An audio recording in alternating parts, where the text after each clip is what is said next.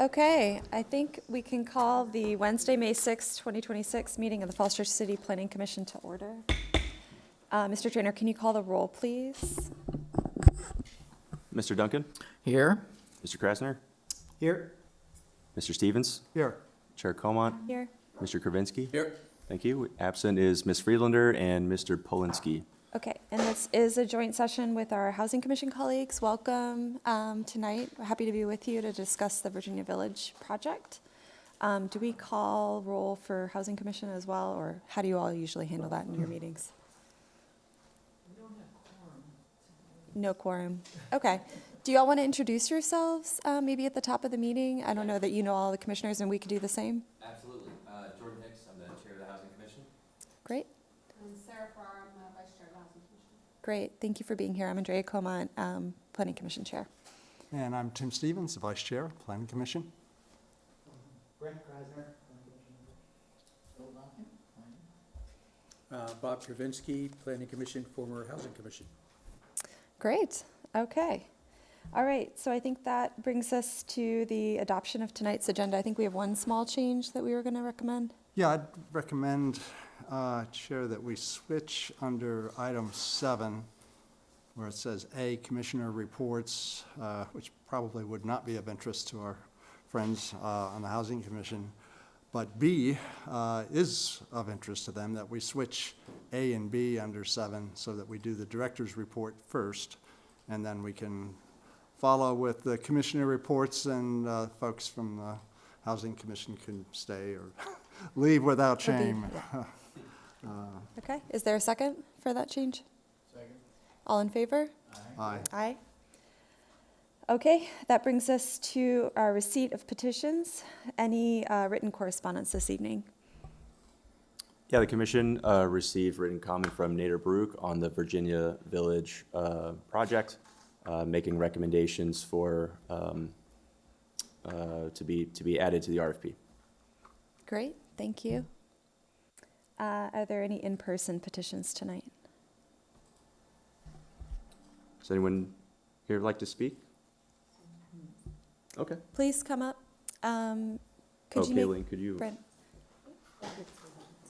or-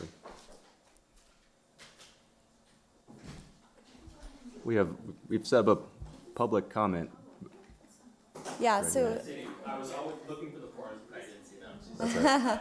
Bit of a surprise. thank you. Welcome. If you could just state your name and address. And Absolutely. we'll My approve name is minutes. Nader Baruch, 243 Gundry Drive, Falls Church. And also, I do need to give credit to my wife for the letter. It was not just me. She would be very upset if she thought it was just me. But anyways, I'll be very brief, given that I already submitted comments. Again, I'm here before you as an individual homeowner. The RFP is moving in the right direction as it relates to Virginia Village. It recognizes the need for building free green buffers next to Winter Hill, step downs closest to the neighborhood, shade studies, and higher heights being pushed towards Maple and Bull America. That's important. But the key issue is whether those protections are strong enough to actually shape what gets built. The RFP currently says that beyond the green buffer, building heights should step down to 3 to 4 stories closest to Winter Hill. But 3 to 4 stories should not necessarily be treated as automatically acceptable. Many residents during the discussions pushed for something closer to 2 stories at neighborhood edges, including Winter Hill, given that Winter Hill is relatively short at 2 stories, and much of the properties but Big Chimneys Park, which is directly adjacent to Bull America and the site.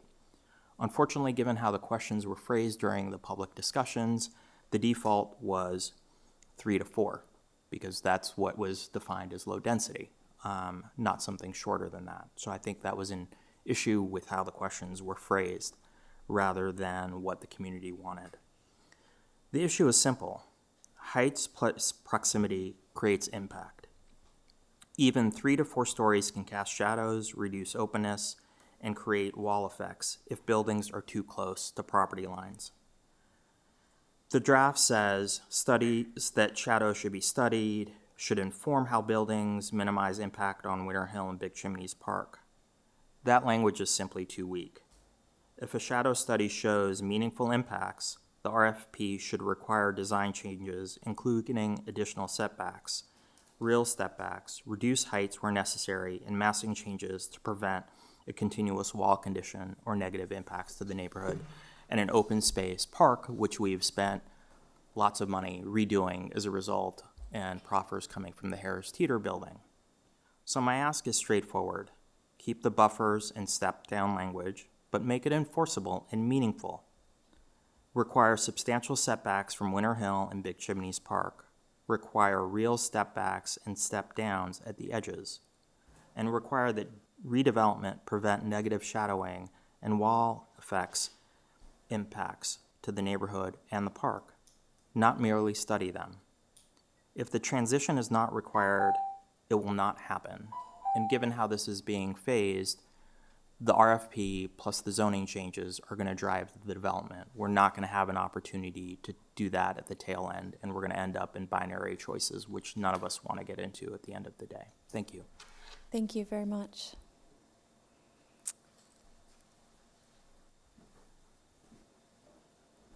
Welcome. Thank you.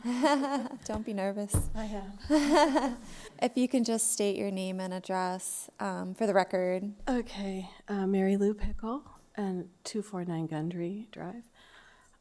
Dear Planning Commission and Housing Commission, didn't know the housing folk would be here, but it's great to see you. As you consider any possible changes to current zoning rules in Virginia Village and Big Chimneys, please consider the impact on residents and taxpayers from what you do. What you have a lot of power, and what you do affects a lot of people. Preserving livability in Falls Church should be your #1 goal, I think. That's why I've taken time to come here tonight. Please preserve the character of our neighborhood, Winter Hill. Do not change the rules to allow tall buildings next to residential neighborhoods.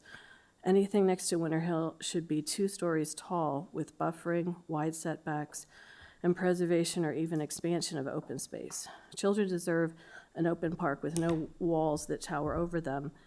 That park is in use all year round, every month of the year, because safe space for children to get their wiggles out is in high demand in Falls Church. We have a lovely continuity between the neighborhoods now with the current heights and setbacks, and we want to preserve that vibe.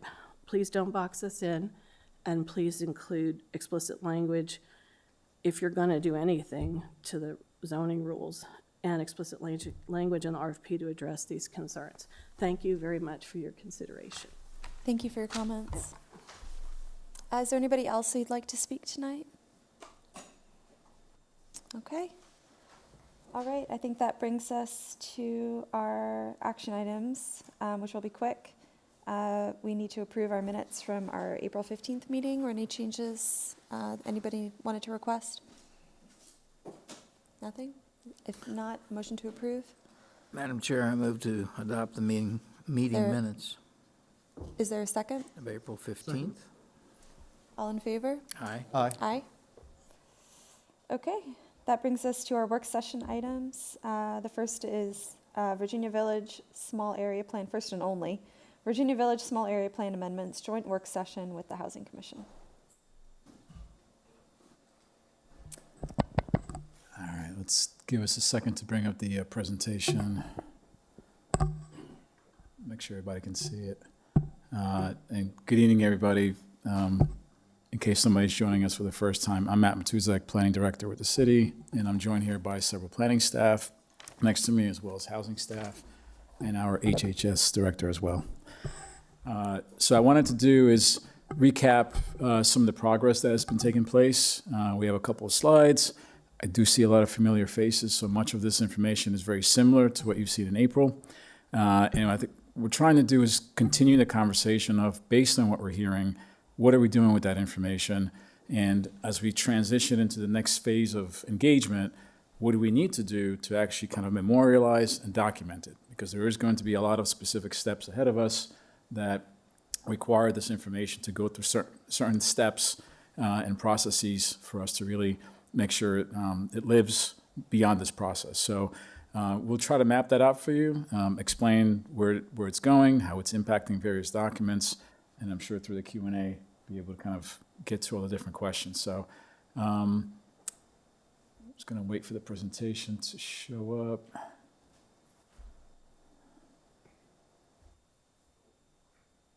Are we able to share it? There it is. Okay. All right, so we can go to slide 2. And again, for context purposes, the Virginia Village site is located on Maple Avenue, intersection of Gibson Street. Most of you are very familiar with it. This image, again, reinforces how the city's recent acquisitions and transfers of land make us a partial property owner of that property. So all the green polygons that you see on that map indicate the ones that the city and its partner, the Economic Development Authority, are controlling. For purposes of the conversation tonight, we're going to be jumping around between 2 sets of guidance and kind of recommendations. The first one generally speaks to the entire site. So regardless of ownership, the feedback that we've heard and some of the general nature of that feedback, how do we incorporate that into the small area plans, the planning documents that we've established 10, 15 years ago that do speak to the entire neighborhood, regardless of ownership. There is also, tonight, some more specific feedback we've heard that does not belong in those plans, but we want to memorialize as well. So we'll kind of highlight what that means and be very clear that the more specific feedback is intentionally set aside for the city-owned properties. That's a very important distinction because as we jump around, you can very easily get confused about what's happening and how each property is impacted. So the 2 plans that you're going to keep hearing about are the South Washington Street and the Downtown Small Area Plan. As we'll see in the next couple of slides, there's a reason for that because this site is kind of in the middle of both of them. So for us, the best engagement approach was to kind of start small, engage the right folks, slowly kind of surface the conversation that needs to happen. And the way we've tried to do that is really looking at earlier in this year, kind of asking some key questions. Not necessarily planning or zoning specific, but what do you want to see here? What works, what doesn't? And reminding folks, we've asked those questions 10, 15 years ago, here's what we've heard. And I think combining the feedback from those allows us to gauge, do we even need to change anything? Maybe the feedback is the same, hasn't changed much. In many cases, as you'll see, it hasn't. In some cases, maybe we do need to do some cleanup. One of the things that we've heard is if we are now trying to reassess what's possible on this property, and we are part owners of that property, maybe it makes sense to make sure that that document is not split, that site is not split between 2 different documents. So kind of consolidating the guidance into one small area plan is something we've consistently heard. That's more of a technical cleanup, but we do want to emphasize some of the things that are happening. So we've used the month of March to kind of ask some of those questions. In April, we came back, kind of sharing what we've heard, verifying we've heard you correctly. And now, as we get into the month of May, we're transitioning into what are we going to do with that information? Where does it live? And how do we make sure that it doesn't get lost once this process concludes? So the month of May through July is going to be full of those steps as we deal with various boards and commissions and the city council going through all the different required steps. On the next slide, what you can see is those guidance policy documents that we talked about. This graphic is a little bit hard to read at the scale, but it shows you how the city over the last 10, 20 years has spent a lot of time through community engagement figuring out how different neighborhoods should look like in the future should change happen. And we've done that in kind of incremental efforts so that it's digestible. We can spend about 1.5 years looking at entire neighborhoods at one time and not doing the entire city all at once. And that has produced several different guiding documents, what we call small area plans. And we're going to drill down into 2 of them along Washington Street that really speak to what could happen, what should happen on the Virginia Village site. And these documents generally talk about different land uses, what's permitted, connectivity, open space, those kind of general themes that kind of capture the vision. So if we go on the next slide, as we zoom in, the 2 different area plans, you can see how in the yellow boundary, the Virginia Village site is split partially between those 2. And again, what we've taken away from both plans, when they get to that granular level of detail for Virginia Village, and less so about the rest of the neighborhood, the 4 things that continue to jump off the page are building height and density, housing affordability, open space and connectivity, and kind of building uses. So we've tried to kind of extract that and pose those as questions to help us verify and affirm if anything at all needs to change in those plans. So on the next slide, and really next series of slides, we're going to quickly walk you through, this is the same exact information we shared in April, but on those 4 themes, what have we heard? What do we think needs to change, if anything at all? And here's where in the final 2 columns, where we say proposed SAP amendments or changes to those plans versus related RFP guidance, how we jump back and forth between guidance for the entire property versus guidance just for the city-owned parcels. So you can see here, I'm not going to go through each one of them, but some of the themes and feedback we've heard as it relates to height, a lot of it is pulling from the adopted guidance, which did talk about moderate density on the site, various height restrictions and expectations. So a lot of what you see here is us simply reaffirming from all the feedback we've heard through all the different engagements and the online feedback form that a lot of that guidance is still valid. So we're kind of moving it forward, but recognizing that at some point we do need to be more explicit and specific regarding that guidance, and it won't live solely in the small area plans. So the final column, which is kind of a preview of the next item on the agenda, which is the information we want to share with the development community that might help us think about what could happen here, that's where all that specific detail of information is going to. Because those folks, when they look at this, will need to be that specific when looking at what's possible, what makes the most sense, how much is it going to cost, and really help us think about the future of this property. So as we go through these slides, you can see here, and on the next couple, we kind of break up the building scale and density categories and kind of give you a sense of what did each area plan talk about, where do we feel like changes are necessary. In a lot of instances, no changes are necessary at this point because of the general level of detail that we're at. So building scale and density was the first theme. I think if we go down a few more, you can see how we transition from that category to affordable housing. So I think we're going to get to the second one, maybe one more slide. Yep. And again, affordable housing is part of the reason we're asking these questions now, because as we became part owners, the acquisition history of how we got to this point was pretty clear. We're doing this for the purpose of preserving affordable units and maybe at the right time, making sure we have an opportunity to expand affordability on this property. There was very strategic guidance about how we got here and why we were acquiring properties. And I think that emphasis perhaps was not as significant when the first area plans were being done. So it's really important for us to revisit that guidance with the benefit of this new priority that we have in front of us. So as you see this theme and some of the updates that are there, obviously some general parameters could fall right into the small area plan, and the more specific guidance can go into the request for proposals, which is the document we're going to be sharing with the developers. So the other category you'll see here as we keep going, the third one deals with the open space and connectivity.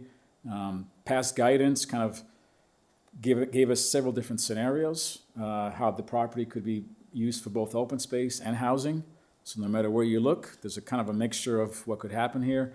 What we've heard more recently was pretty consistent emphasis on connectivity, making sure that trails continue to allow folks to gain access from Virginia Village into Big Chimneys Park, from Big Chimneys Park onto Maple Avenue, and kind of making sure the destinations that are near that site continue to have pedestrian access.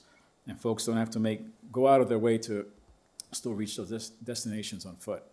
So that was kind of the consistent theme that we're capturing here and bringing into the RFP document. And then finally, under number 4, I'll just go right into that one. We have the kind of complementary building uses, which speak to if change were to happen, and if the development community came back and said, you actually might have enough here to expand affordable housing, and if we're going to be evaluating or considering a new building that does that, are there some complementary uses that work well with affordable housing? And what do people feel might be the right solution for this particular site, given what's around it? So this is kind of a flavor of what we've heard, and some, I think, pretty typical responses, things like daycare, supportive housing services, civic uses, quite often came up. And this is really helpful because part of what we want to do when we convey this to the development community is to signal that we have a pretty limited menu of options of preferred uses that we'd like to see them be creative with, and see if maybe when grouped with a mixed income community, they can get a pretty competitive project to get additional funding sources. So that was kind of the summary of the various themes that we've heard and how we are progressing through small area plan amendments, in some cases, some technical cleanups, but then also more specific guidance for the RFP document that we're going to talk about later. So if we keep going through, now we talked about that, some of the stakeholder outreach I think is really important to highlight. I know a lot of the meetings that we discussed were the broader community meetings open to everyone, but we have been very mindful of some of the stakeholder groups that are mindful of this process, keenly aware and impacted by what might happen here. So we have been intentionally reaching out to Winter Hill, having regular communication with folks that live there.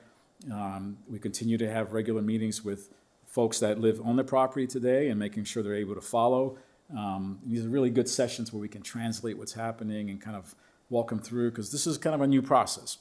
Not everybody has seen too many of these, and we want to make sure everybody is speaking the same language and kind of following as we go along. And then also the Tinner Hill Heritage Foundation, their district kind of begins right across the street, making sure that they're aware. They have some thoughts on what could happen, how anything on this site could have a relationship with that district. So again, trying to be very mindful and also just open things up for everyone that lives in the city. So this is a very kind of engaging process. So with that, I think the other items that we wanted to highlight is, again, we've kind of finished the first phase of we're trying to revisit the vision.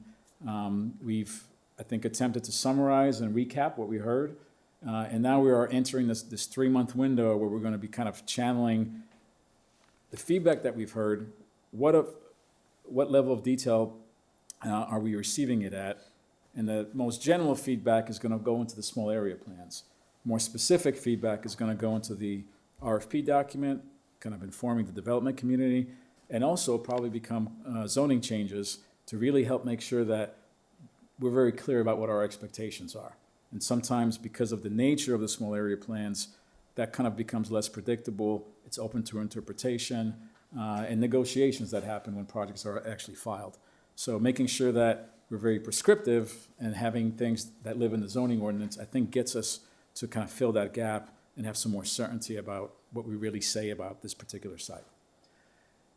So that schedule, if you look at the next slide, feeds into the next item we'll have on the agenda. I'm sure we'll pause for questions, but there is a lot of work happening behind the scenes that, as the planning work, which has started earlier this year, continues through its schedule through July, there is a lot of work to kind of stand things up on the request for proposals side, where we've hired a consultant firm to help us evaluate what type of questions we ask for, what expectations we set for this site, and making sure that we are getting pretty helpful responses from the development community. And as you'll see in the RFP draft that we've developed, we actually are asking, is renovation the preferred option? Do we just pour money into the current buildings, rehab them, and just make sure the same number of units exist there in the future at the same affordability level? Or do we have a separate scenario where perhaps we do some bump outs, add an extra floor, modest gain of units, but still mostly a renovation effort?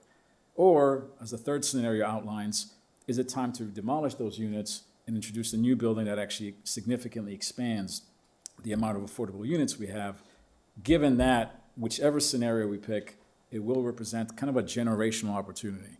We may not be able to do this again, not in our lifetime perhaps, because of how significant of an investment it is.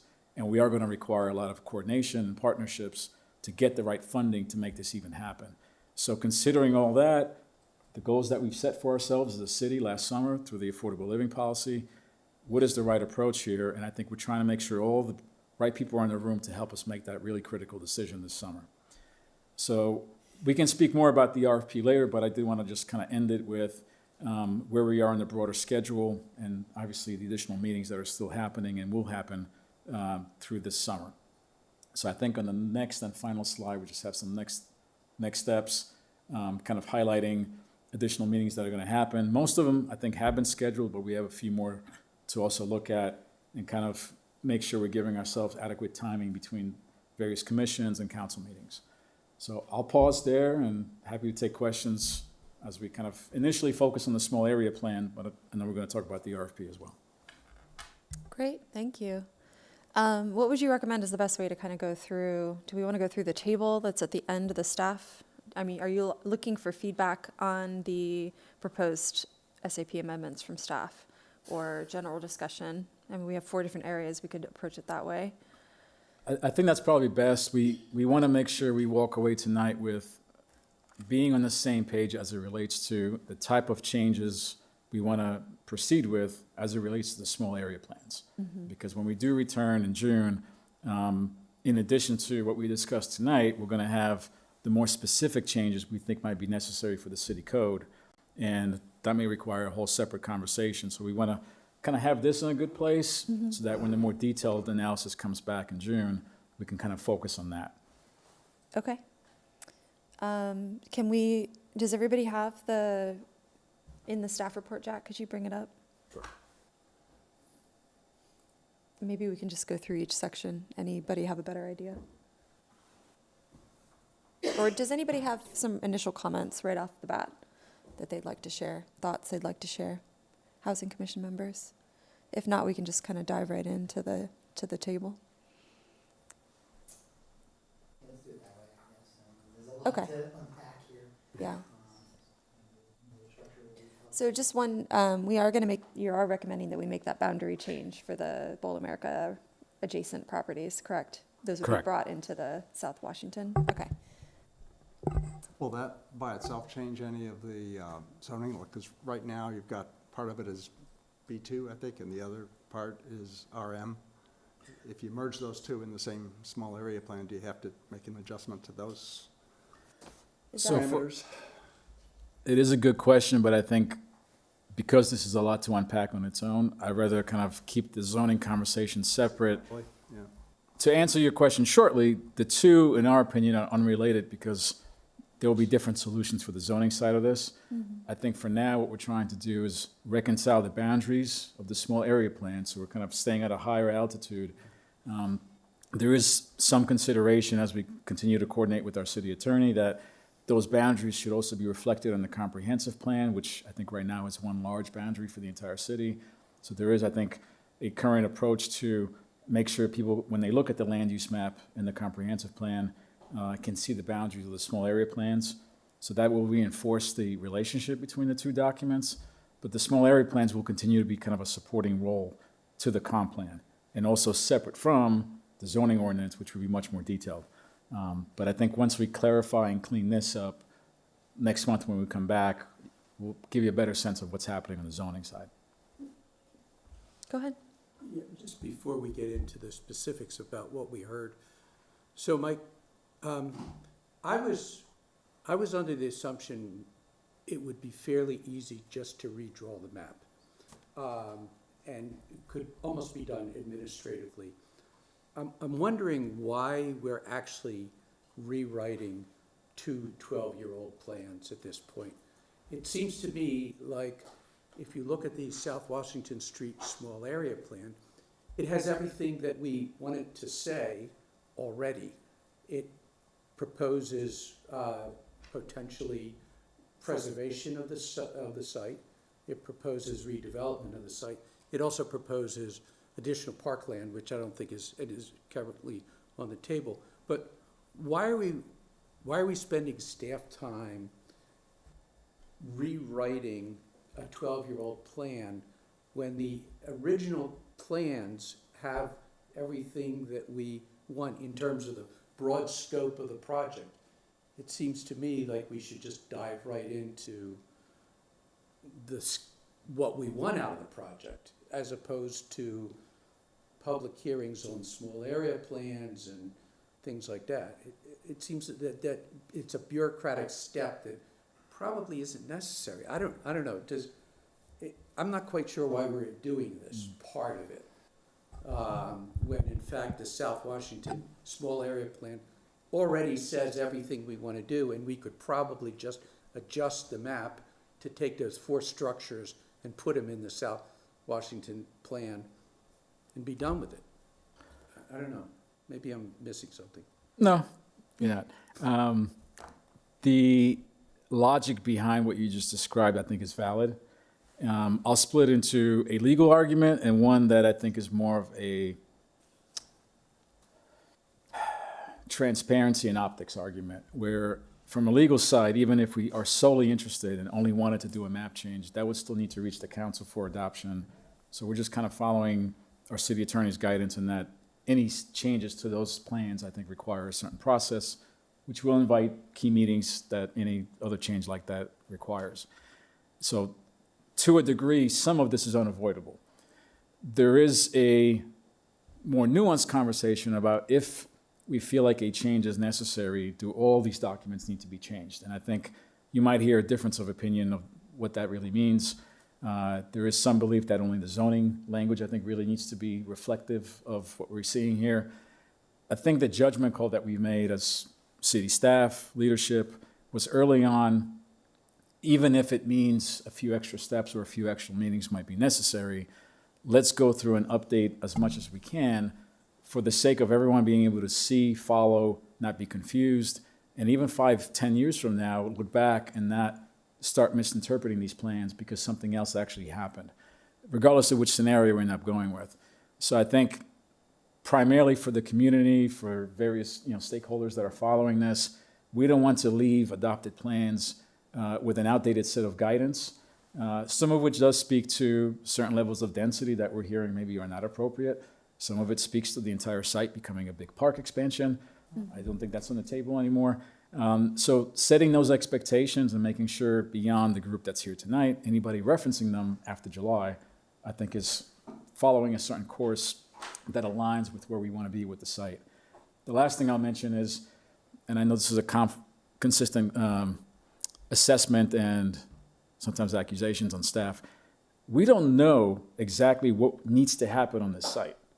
We are entertaining a conversation to help us answer that because it's going to require a lot of experts in the room. Right. Some of that falls on the consultant team that's going to help us. Some of it falls on the development community. And I think as we all have additional conversations through the summer, it'll really highlight, based on what we have, where we are today, do we have enough either money or will to do any of those steps, or we just need to kind of be more patient? That could also be on the table. Perhaps this is just too soon. And I think we really want to hear that because we're all generally curious of where we are. And I think everybody has an instinct and opinion, but I think until it gets verified and tested, we really don't know. So in some cases, allowing the small area plans to have a range of options kind of keeps the door open to a lot could still happen. And who knows if 10, 20 years from now, something else might also materialize if maybe we're not ready right now. Yeah. And I would just encourage keeping the updates to small area plan as low maintenance as possible. The South Washington plan already says what we wanted to say. And I'm not, it seems to me like we could jump right into the public discussion as we did with T-zones and ADUs. We didn't update the small area plans for those, for those. If I could interject, Madam Chair. Please. Yeah. I mean, I would align myself with the comments of our planning director that there is a legal requirement to just respond to my fellow commissioners, recommendation to just dispense with some of that. We can't. I also think we should be careful about, there's a reason why the planning process works in a certain order. There's a logic to it. It's not random. We want to solicit input. I don't think you're saying we already says what we wanted to say. We know exactly what we want to do. I think that's a little presumptuous at this stage. No, absolutely, absolutely not. I don't know what I wanted to say. I'm not saying we know what we want to do. I'm just saying that there's a bureaucratic aspect to a rewrite of a plan. And that may be, but unfortunately, we inherit the plans of our forefathers, so to speak, and whether we like them or not, and we have to work within that. And if we want to change that, there's a process, which is exactly what we're embarking to do. It doesn't mean I think we have to rewrite the whole, small area plan. I did not get the sense that was anticipated. Right. So I don't think we're going to be, I understand, and maybe I understand your statement was kind of hyperbolic. We're not going to be It is intended to be both small area plans, just, but I do think we have to acknowledge that's part of the process, and it's not for nothing. I mean, it's bureaucratic in some levels, but I think that it's important that we understand why we're doing it, because there was a reason at the time why the boundary was made. Some people might disagree with that now. Some people might not. I don't know. We'll find out. But I think it's important that we go through the process properly, because we've seen what happens when other things have occurred in the city, and we haven't done it, in my opinion, in the proper sort of planning order and process, starting at this level, very, at the comprehensive plan level, and then working up eventually, as you mentioned, to zoning. We're doing an RFP at the same time, which is a little bit of a wrinkle because, there's certain opportunities we're trying to take advantage of. But I think the process is actually very important. And so, I agree with the planning director. I think we need to go through the process, and we should take it seriously and try to benefit from it. It's not just to kind of go through it because we have to, as a perfunctory exercise. There's something to be gained by soliciting input, the commission chewing on this, the other boards and commissions providing their input, hearing from the private sector And the other public. stakeholders and the public. So I would just say that I think that's important, and I think we can certainly strive, and we should, to make it efficient. We're not looking to delay things unnecessarily, but we should take it seriously and proceed. And I think what's been laid out, I think actually is doing that. So Yeah, it looks like you just picked some really kind of high-level issues to make changes. And, one that occurs to me is step backs. I don't think we really have anything right now in the small area plans on step backs. So obviously, it's kind of important for the community to be aware that, hey, step backs are in there. I mean, we can discuss and debate what they should be, but right now, it's not really mentioned. And so it's kind of a gap. Then it strikes me that you've just picked these large issues to consider updating the small area plans for. My politically safe response is you're both right in that we have to go through some steps. The beauty of it is it's a surgical strike where a significant portion of either plan is not specific enough just to this property. It sets parameters for the entire neighborhood, goals and objectives that we're not going to have to touch. So even though we are going to have to go through the necessary steps, I think the markups you'll see are very minimal, and I think that is our intent. We certainly don't want to take on any more work than we have to, simply just for one property, nor do we want to set the precedent that every time something like this happens, we have to revisit every single document. So we'll try to thread the needle on that. Great, thank you. Any other questions to start, Mr. Duncan? I would just like to associate myself, everyone who is correct in this, and including the planning director and Mr. Kravinsky. I will say that I started this with the same sort of question that Mr. Kravinsky eloquently voiced. I did find that attending the 4 sessions that you've staged and hearing folks sit at the table with their neighbors and talk through this, there's real benefit in that, and I think that we've made good progress in turning the page. I mean, I remember when, we first did the small area plan for this area. Jim Snyder was proposing a community center and a baseball field or something. I mean, we clearly have gone a distance from those days, and this process is enabling us to narrow down and make relevant to today's times, what our choices are. I guess you need to tell me how to vote based on offering the possibility of the generational opportunity that you outlined. That's my particular preference and hope, but I understand that others have preferences and hopes that may differ from mine. I do think there's more in common, at least again at the table sessions that I attended, in folks who, understand that we have a challenge in providing affordable housing in our community. Staff will remind me how many units we're going to lose unless, something extraordinary happens over the next several years. And going into this whole adventure, to me, the objective is to at least stay where we are. We can have a discussion about whether maybe we have too much affordable housing. There are some who think that. I like to think that a majority of folks would be on the side of, we're at risk of losing what little affordable housing that we have. And so however we arrange the small area plans and the language in the RFP, which we'll talk about later. I would just ask that it include the possibility at least of a development that would provide a number of units that would be equal to, if not slightly greater than, the ones that are on the books now that we stand to lose in the next 6 to 7 years. Thank you. Any other questions, housing commissioners, to start? I have one. So really regarding the downtown small area plan, so we will make, potentially, the proposal will be to make that boundary change. What other changes would potentially be required for the downtown small area plan? Is it just that we want to make sure that any references specifically to Virginia Village are kind of in line with our current vision? Or are there other questions or changes that we might make to that plan? So the idea, at least as it stands right now, is for the downtown small area plan would be essentially moving any of the references from that plan about Virginia Village into South Washington. Okay, so any references to Virginia Village in the downtown small area would just be struck, basically. That's the current plan or idea. Okay, unless they're sort of like related to, well, okay. Yeah, if there's references that are saying that's next to that or something. Yeah, like or that makes sense in some kind of context, but it's, yeah, okay. I just wanted to understand, I mean, really, like how much I need to kind of pay attention to that column, because it seems like the work that we're really going to be doing here in terms of like re-envisioning this area, or hearing from the community and these commissions is in the South Washington Street small area plan. Is that correct? That's like the meat of it, right? Okay.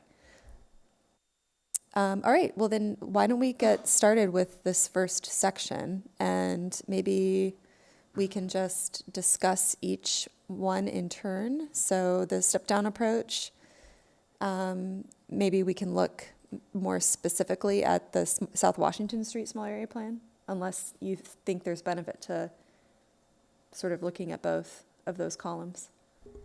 I think that the South Washington Street one is probably more Is the most relevant, but yeah. We'll be looking at the downtown one as well. Okay. As we go. So the staff proposal would be to not make any major amendments regarding any step-down approach, apart from adding additional guidance on step backs and screening.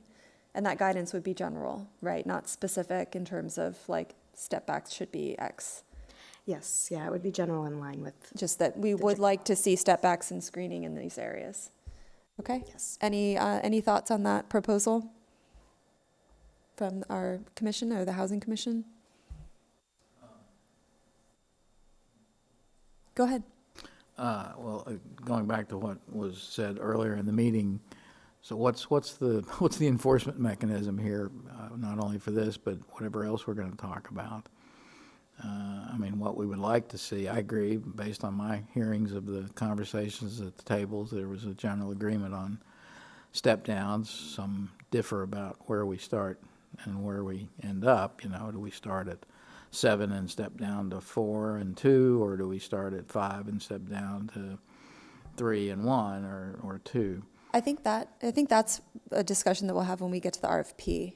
Okay, so Because right now, we're just talking about the small area plan, which is the much more general vision for this area, right? I think we want to go through this table and talk only about the small area plan, which is kind of the big picture, what do we want to see here? And then we'll talk about the RFP, where we'll get into more of the specifics in terms of the guidance that we're going to give the development community. Sorry if I jumped the gun. Is that correct, Mr. Matusek? Okay. All right, Brent? so you're asking for specifically about the step-down question? Yeah. I mean, I think, what I would say is, we're talking about, comp plan language here. And I don't know if we want to or need to get to that level of detail when we start talking about, what we think a future building should or shouldn't do. I mean, I think it might be sufficient to talk in more broad terms about providing a transition, respecting the adjacent land uses, not causing a negative impact. I mean, I think there may be ways to have our our goals and intents, our purposes and intent in the plan without saying, well, this many stories. I mean, I think that starts to be too specific for a comprehensive plan. I mean, obviously, there's nothing that prohibits us from being so specific at the comprehensive plan level, but I don't know if we need to be. I mean, I think, as we just acknowledged, we're looking at different options for the site, which could even include retaining what's there today. We don't know. I mean, if the consensus is to redevelop, even still, I don't know if we need to prescribe necessarily things like that. I mean, I think that may be boxing ourselves in unnecessarily at this point. Well, maybe staff, could you talk a little bit about what you envisioned here? I mean, I was kind of thinking of these things as like EGs, like to your point, like respectful transitions to the neighborhood, in the form of, for example, step backs or screening, right? Like not necessarily specific guidance. Yeah. Was that the vision? I think as for the small area plans, we'd want to keep it at the same level that it is currently at. We have including this bit about step downs because we heard it a lot and that it was important. So I think any inclusion of it would be pretty general. It would be just saying like that having step backs, having. I agree with that. I would say we don't need to be so specific as to say the number of stories. Nobody's, yeah. I'm looking at what's in the table. So ignore that last column. Oh, what we heard, okay. The related RFP guidance, that last column. Can you cover up that column, Jack? Just slide the Teams thing over there. We're only looking at the proposed SAP amendments, the third column. Yeah, there we go. Okay, thank you. I associate myself We're with, gonna look at with that being column wrong. next. That'll be the next discussion. If I could just, maybe Yeah, as go an ahead. example as to why something like this might be helpful at a very general level. The office buildings that are on Park Avenue behind the Panera, they're kind of straight like this, could have benefited from, step down. And might have helped in terms of community acceptance. So having something like that here, I think, would be a good communication effort at this stage. The idea of a step back. Yeah. Yeah, not the specifics. You Right. don't actually have to cover it, Jack. If people want to see it, it's okay. And- I think and you we're might all even, clear uh, now. My benefit, I appreciate it. Which, My eyes were wandering, but okay. Okay, so we're in agreement that, incorporating some additional language on step backs, screening, respectful transitions to the neighborhood, to augment what is already currently in the plan. Sounds good.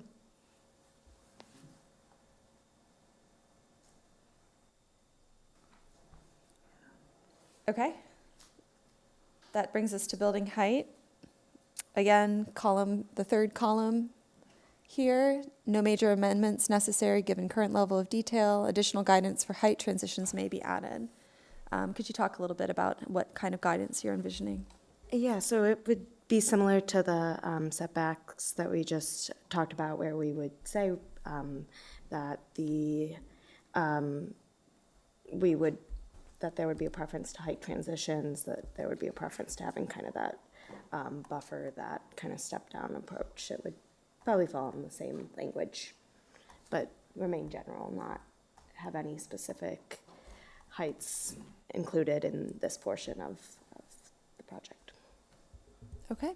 Any thoughts on that? Sound good? I'll just add, I think we heard a lot of preference for, obviously more moderate density happening here. And so there were, examples given of what moderate density looks like throughout the city, which generally range, from 5 to 7 stories. And so, thinking about just current examples in the city versus what other developments that have been approved more recently, like the Quinn, for instance, as sort of a contrast example of things that might represent developments on kind of the higher end of the spectrum, for points of reference. If this is something I always brought up at my smaller tables. If we had Quinn kind of as one of the taller developments, which I think is 10 plus stories on one end, and then you have Winter Hill kind of on the other in terms of height and scale. What's kind of in the middle there? What represents a inappropriate transition in building height and scale. And so, we almost overwhelmingly heard, somewhere in the middle, like a more moderate kind of density and height is what would be preferred. And so that's, just to put a little more context, I think, in those Okay, descriptions. that's helpful. Any additional questions or discussion?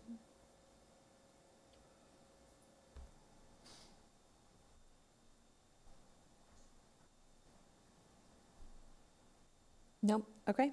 I think we can move to buffers and setbacks. Again, no major amendments necessary. Update language where needed to emphasize creative integration of green space as part of the medium density with an emphasis on green buffers. So again, pretty generalized language, but trying to incorporate some of the more modern standards and things that we've been including in our more recent plans, talking about biophilic design, having green space integrated as much as possible, just encouraging that in that area, having that language, but nothing too specific or prescriptive. Go ahead. Just one thought. It's a little bit outside of the box on this, but I can't think of any other place to raise this. But the whole issue of single stair has kind of been emerging. Not in Europe, where they've had it for decades. It's in the US, it's like, oh, okay, yes, we can do that. And some places are starting to do that. I see DC is just about ready to adopt a single stair approach, which reduces costs relevant to the situation we have here, and provides maybe some more attractive potential in terms of design. I don't know if we're at a point where in Virginia that could even be considered, or whether more state legislation is required before we would be able to seriously consider that. But it strikes me, given the kind of the level of buildings that we're looking at, that this might be a possible location for considering something like that. So, may I ask, so the point of a single-stair building is that the building's footprint itself is diminished without the number of units that it includes being affected? Well, today it requires for let's say the 3 to 6 story, which is kind of the relevant size that we're looking at, it requires 2 stairways for fire code purposes. But that restricts the shape of the building. You typically get these buildings that look like, motels, with the central hallway and the rooms kind of. Double-loaded corridor. Yeah, and as opposed to, in Europe, you get these really nicely designed buildings that are, 3 to 6 stories, because they were able to do a single stair. So it really is more of an architectural I feature, guess but it has cost reduction benefits as well. Ah, cost reduction, okay. I guess I'm trying to plug it into the category that we're talking about, buffers and setbacks. I could see a case being made for that being stronger if you say, and that helps us increase the green space buffer. I don't know if this is the place to put that thought, but it seems like a reasonable. I'm not sure where something like single stair would fit. Mayor Hardy, did you have something that you wanted to add? So in 2025, the General Assembly actually passed a bill actually asking for the work group to study it offline. DHCD, I believe, took that up, and I think they're expected to vote on actually incorporating building code. Okay. So maybe some progress. Virginia, assuming that it gets voted on this front. That would be great. So the market might bring us that if we do the RFP and make sure that it includes that Yeah, as so a maybe something possibility. to consider for the RFP. And it might give one of the bidders who might have some expertise in that particular area. Right, okay, I'm for that. Yeah. Could I ask, what is the difference between a green space and a green buffer? I think I'm for both, but I'm not really sure what's the difference. So a green space can fall under, essentially a green buffer could fall under a green space, but a green buffer is looking at more like a set of trees that creates kind of a wall, or hedges, or some kind of natural divider using green architecture, essentially. So green trees, plants, anything like that. Whereas a green space is more general, and it's just any green space. So a buffer would include something like the linear park, I guess you call it, a linear walkway behind the Whole Foods Broad and Washington building. That would be a green buffer. Yeah, I think so. It's been a while since I looked at that specific spot, but I think kind of, from my understanding, there's an existing green buffer between the Virginia Village site and the Bull America, where there's that set of trees. So that's kind of what an example in the site of what that would Okay, look like. there was some discussion at one of my tables at one of the meetings about what is, because most people have not walked behind the Whole Foods building to see what we're talking about when we're talking about a green buffer. I think that does qualify, which is an excellent addition to that project and was much sought by the nearby neighbors, it's to the good of the cause all the way around. Yeah, I think this is getting into a lot of the lingo, but I think that would be considered a green link. I'm sorry, we have green everything, but in that, it's in there a little bit further down, but that's having kind of a park space-ish, like, as you said, a linear park that can connect. I think what might also green help space. is, yeah, so whether it's 2, 3, 4 different elements that involve vegetation, biophilic design, green spaces, having visuals of recent examples, whether they're in the city or not, might also help kind of translate and distinguish between them. So that could be on the table if we're making minor updates to the plan. Yeah, and the mention of biophilic design makes me think like any opportunities we have to like link to the best practices that we've defined in the updated comprehensive plan chapters, like Environment for Everyone was done in 2020. And so maybe there are other, I know it's a surgical update and we're not trying to change a lot, but if you see easy opportunities to kind of work those best practices in that we have in our newer comprehensive plan chapters into the small area plan, like, please do. Yeah, we'll definitely take that into consideration, as well as updating things like maps and visuals. I think it's Yeah. a great idea to have some examples, especially from more recent projects included. Yeah, because the date on this will be 2026, right? It'll be the small area plan as of 2026. So I don't think we want anything in there that is sort of like not current best practice or, so ideally we're really looking through the whole thing. We will specify in the plan, there's a section that talks about the process of the plan's adoption. We will add a paragraph talking about the process that the update in 2026 was, and how that process was mainly focused on this one On site. this Virginia Village, okay. So that should hopefully signal to anyone that that it wasn't a complete overhaul. Although Okay. we should, I think it's good to consider removing anything that isn't best practice, but Yeah, that should point to that this was the specific edit. the reason that we did the update, yeah. Yeah. Okay, thank you. Any other thoughts on buffers or setbacks when it comes to the small area plan?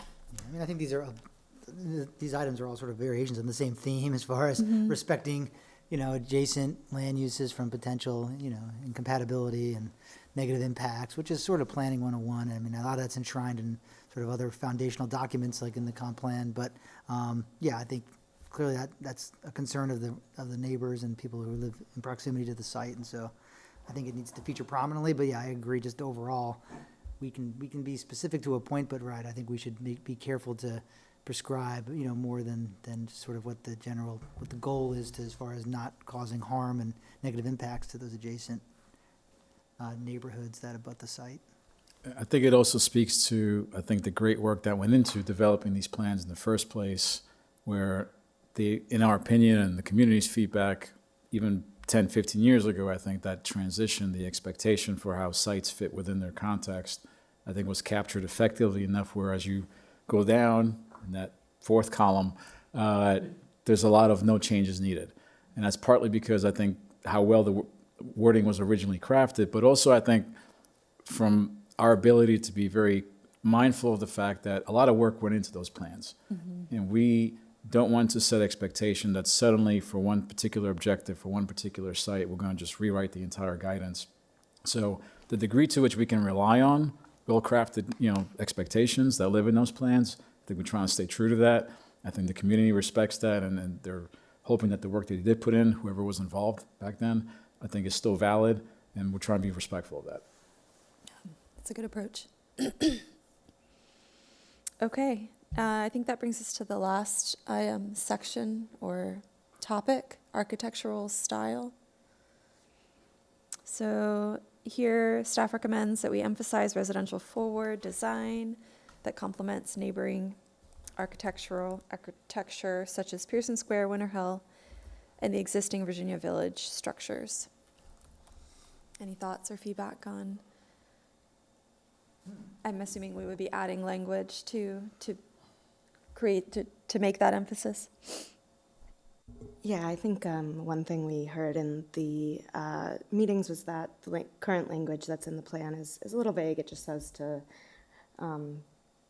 align with nearby neighborhoods. So what we heard was that these three kind of categories of Pearson Square, Winter Hill, and Virginia Village were ones that they specifically wanted for any possible future project to be in conversation with those architectural styles. So just adding a little bit more specificity in reference to the current neighborhood. The term residential forward, you maybe expand on that a little bit? Yeah, I think that that one was, at least from my experience in the meetings, kind of what comes to mind is kind of the negatives people think of when non-residential forward, so things like big concrete pillars or kind of more harsh architecture that might not be as Warm and fuzzy. Warm and fuzzy. Okay. Yes. People live here. That's Maybe, kind of maybe we what could use a less we were touching jargony on. kind of term. It's kind of vague, it's open to interpretation. I mean, I don't know if I've heard that exactly. I mean, residential forward, I mean, I don't know, as opposed to what? Yeah, I mean, non-residential forward, I don't know. So it's, maybe let's be specific, like, what do we want? Don't leave it open to interpretation. If we know the kind of things we want or the things we don't want, the things we're trying to avoid, just come out and say it. Sometimes it's better. Yeah, we could definitely workshop that. Go ahead. Your use of the phrase "in conversation with," that I can get my head around. Link I understood. Forward I don't get, but I agree with Mr. Krasner on that. But it does make me wonder, there's been some talk among a couple of us, I think, about when the Quinn Building comes online, we would like whatever is across the street from it at Virginia Village to be very much in conversation with that, because the Quinn Building's height is, as Jack said, 9 stories or so, and one of the reasons that the council agreed to go to that height was because it allowed, I think, 30% open space canopy. So it's conceivable and quite hopeful, actually, that people who live in Virginia Village, whatever it is, would cross the street and make use of the amenities on the ground floor of the Quinn Building. Not including it suggests that suggests 2 things. One, people are just not thinking about it because the building's not there. Or 2, that, that the nature of whatever happens at Virginia Village is, dramatically apart from what's happening at Quinn. And I don't think we want that. I think we want to create a pedestrian environment where the two do converse. Yeah, I think that was an oversight and pointed especially to your first point that it's not built, so people aren't thinking about it. But I think that it's a good edit to add reference to that. Okay, thank you. Any other thoughts on this topic? No? All right. Anything else on these small area plan updates in general?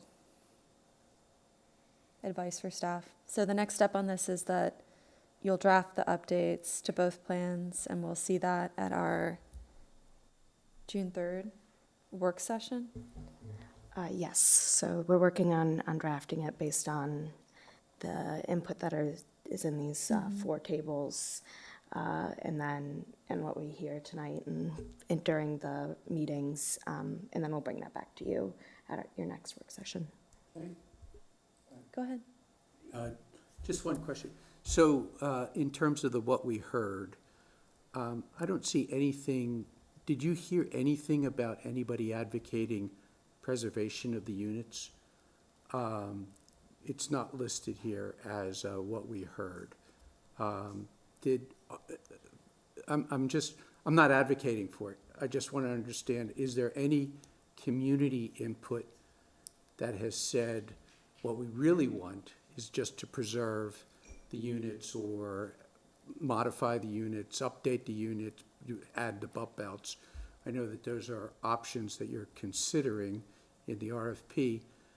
Did you hear any of that? And if not, because I went to one at Columbia Baptist, and it didn't seem as though that was even sort of a way to integrate that into the conversation. Like, preservation is what is my preferred option. And I'm not advocating for that, but I'm just wondering if anybody from the community has said, what we really want is just to upgrade these units. Has that come up? It has, and it's why those sentiments are reflected very clearly and throughout the RFP document, in that we're jumping around between guidance that lives in the small area plans that speaks to, this is a huge disclaimer, if change were to happen, what should it look like? So there's an underlying premise that change is happening, and we all want to know and agree on what that should be. So these are guidance for change documents, if you will. The fact that this site was not established as a very specific historic district, suggesting that preservation was always intended, I think was also kind of a hint. The fact that some of the plans speak to converting it all to open space also speak to the preservation aspect and where the community was 10, 15 years ago. Or the fact that moderate level of housing, which is significantly higher than what's there today, was also on the table. So that full menu of options of what could happen here signal that we have a mixed opinion about what could happen here. And what the small area plans did, to their credit, was highlight for each one of these scenarios, options, here's what we think should happen if you go down this path. Bringing your question down to the 2026 feedback and guidance is, we want to know what is the best course of action, because there are kind of answers and guidance for no matter what we end up doing. The question is, what do we want to start doing now that we are part owners? And I think that question was not explicitly posed when it was completely privately owned. The portions that are privately owned, and we keep emphasizing this, there is no change anticipated. At the moment, we are not pursuing any further acquisitions. So they're going to be forced, moving down the road, to ask the same questions about preservation, infill, any other options, and these plans will continue to guide them in that. But for the city-owned properties, I think we're capturing this full menu of preservation, minor bump outs, and infill development, so that the folks that are usually running the numbers on that, checking to see what's feasible, they're going to give us some guidance about, do we have enough for either of those to make sense?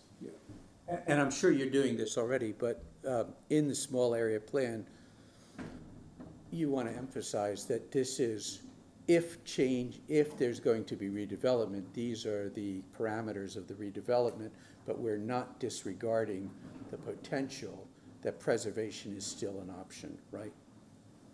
Correct, and I think most of these plans early on tried to describe what this plan is about, what its purpose is, similar to some of the comp plan chapters about kind of establishing a vision for where we want to go. It kind of bleeds into other aspects of the role the zoning plays and the kind of underlying zoning districts that are there, and folks' ability and access to maintain certain uses and densities today, or replace what they have one for one. So there's a lot of different answers, a lot of legal answers about everybody's rights to continue to have what they have. And a lot of these are really private decisions. So folks are at various different stages of how they're maintaining their property, and the income they're generating, and the impacts of potential sale they have to factor in to their own economics. So a lot of that, I think, on every site, in any jurisdiction, I think factors into, what can I do today? Do I have to change? Whose call is that? And if I do change, what does it look like? What are my options? Mr. Duncan? Just one quickie about the including a diverse mix of housing types and bedroom counts sort of implies that the current use is not very diverse. Actually, I don't know for a fact the 80 households, the 20 quads times 4, 80 households, are any of those in more than a one-bedroom setup, or are they all one-bedrooms? They're all. Okay, thanks, number one. Number two, functionally, are the occupancy patterns, do we know? Are there folks who are trying to squeeze, more than you might think would fit into a one-bedroom because it is affordable? So if we were to build something new somewhere, somehow on this site, there's a possibility that families that are now squeezed into one-bedrooms could have the opportunity to move into a two-bedroom or even three-bedroom if we could make the money work. Yeah, based on the occupancy standard of 2 max per room, that is correct. Okay, thanks. The Housing Commission has put together statistics about what the current, affordable houses are and what the demand is, both in terms of a range of income levels and a range of household sizes. And so I think that would, obviously be a useful and appropriate thing to be referencing here when we get to the stage of determining unit sizes and income mix. I'm sure that that's something we'd provide to developers. So for the small area plan guidance, yeah. Do we want to also recommend a mix, so we have a mix of housing types, bedroom counts? Do we also want to recommend a mix of sort of affordability here, or in the small area plan? I think the bottom row that's bleeding off the page there. Oh, it's might the get next to that. one, okay.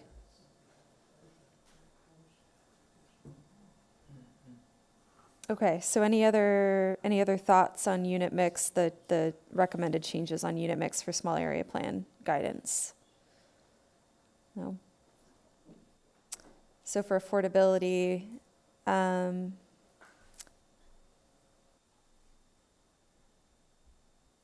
you want to amend the downtown small area plan. So this is not related to Virginia Village, but we still do want to make this amendment in our small area plan because it's a good opportunity to do so, because we have a new affordable housing plan that we want reflected in the downtown small area plan. Is that right?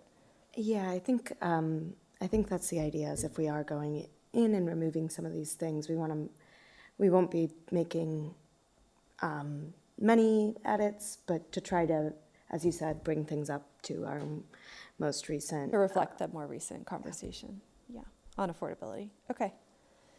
Any comments on the recommendations for affordability then? Go ahead. So the reference to starter homes, when I hear starter home, I think of like an owner-owned home, not like a rental unit. Is that what the feedback was? And, I think that would be a pretty drastic shift in what I think a lot of folks have been expecting to happen at Virginia Village. Yeah. Yeah, so I think the small area plans are again covering all of the Virginia Village areas, not just the city-owned lots. So these are more general policies, but it is something we heard was a desire for a mix of types, and that includes, possibly includes some things like starter homes and stuff like that. But So units for purchase. Could you just say home ownership? home ownership, yes. Affordable home ownership, yeah. But not necessarily as part of the city's portion of redevelopment. For the small area plan element, at least it is more general and just covering the Virginia Village area. As far as the RFPs and what is more specifically touched on there, I think Matt might have a better way to explain it. Yes, I think if we, later on, we get into the RFP guidance that is more specific, there are sections that I think express mandatory requirements, kind of, our non-negotiables, expectations we absolutely want to achieve or see if developers choose to pursue change. There are other ones that are preferences, goals. If you can make this work, it'd be great. Let us know your thoughts on how feasible this is. The starter home, the kind of certain townhome functions, those type of housing typologies are in that latter category where I think we're curious. We like to see if they could be a part of the solution. When we get into affordable versus market rate units, whether they're for sale or ownership, there's not just a housing typology and affordability question, but an immediate impact to what is the ultimate financing scheme to make any change happen. So the more affordable expectations we set for the entire property, our entire portfolio of city-owned lots, the larger the impact the potential gap financing might be of any project that might materialize. So we can set those things, but I think what we'll hear from the development community is, okay, well, if that's your preference, here's how much more it's going to cost you to redevelop or renovate or do bump outs. So there will be a direct correlation between setting that as a requirement versus maybe a preference we just want to learn more about. And then the other comment I was gonna make was in that second bullet, whether it would be appropriate to add something along the lines of with an emphasis on affordable homes. Yeah, I think that that type of, that is definitely on mind while editing and could be an easy kind of addition. Any other recommendations on this area? So just a question, so given that this applies to the entire small area, not just the property that we're talking about Virginia Village is on, if we keep the language in there the way it is, referencing starter homes, that communicates our view that it would be desirable to encourage developers to come with a product that was, 3-bedroom, 1.5 bath, $650,000 townhome, which is something that it's a niche that Winter Hill used to fill that it does not fill anymore because of the assessment increases. At my table, there was interest in including that as a component as part of the Virginia Village redevelopment, like maybe the owner-occupieds would back up to the closest Winter Hill neighbors. I don't know whether that's feasible or not, but I'd be interested to know if the market thought that it was doable. Anyway, whether they do or not, we would like to encourage somebody in somewhere in the small areas that we're talking about to come with that product, because it's not something that we've been offering here for the past years that I've been involved, at least. Great, thank you. Any other comments? Okay, I think that brings us to open space and connectivity. So the first section is recommendations for amendments regarding Big Chimneys Park. So staff's recommending that we remove references to full conversion of Virginia Village into an expanded park or community center. Instead, reference increased connectivity to existing park, green space built into the development, and future expansion of green and community space. Any thoughts on that? Sound good? All right. Pedestrian links highlight the need to expand Pearson Square pedestrian experience up to Virginia Village to accommodate increased pedestrian traffic post redevelopment. So the sidewalk through there is quite narrow, so you're recommending that it be, look basically like what it looks like in front of Pearson Square with our new updated streetscape standards. Yeah, I think that's part of it is bringing that and just generally looking at. I think that's the only specific thing we found that isn't already covered in the plan. Adding that that expansion. And you referenced green links earlier. It looks like that's in the downtown small area plan. Is that also in the South Washington Street small area plan? I think not that language specifically, but but again, in this kind of marriage of the two plans, I think it's something that could be brought over pretty easily as having, and then as we use in the RFP column, a porous site, a site that has For these that kind of- specific Yeah. parcel, yeah. And I think it also reflects the common feedback we've heard in that even in today's conditions and environment, folks do sometimes struggle for some of the more convenient pedestrian connectivity. Desire paths. There's a lot of informal pathways, a lot of shortcuts. Yeah. And I think the easier conversation, which perhaps took place years ago, is, well, if the entire site redevelops, I don't think we'll ever have that scenario in front of us. So if some of it stays the same, if some of it maybe changes, what does that look like? What is the right answer? Because we're trying to prepare ourselves for either scenario. Can we still find creatively, opportunistically, ways to improve that pedestrian access to and from the site? Yeah, when I first read this, I And was through the thinking, site. you were talking about, possibly finding some additional pathways through there. Like on the Madera project, on the western side of it, there was that walkway that was put along there so people could get through without having to go all the way around the block. All right, anything else on pedestrian links? If not, I think we can go to parking. No amendments proposed here.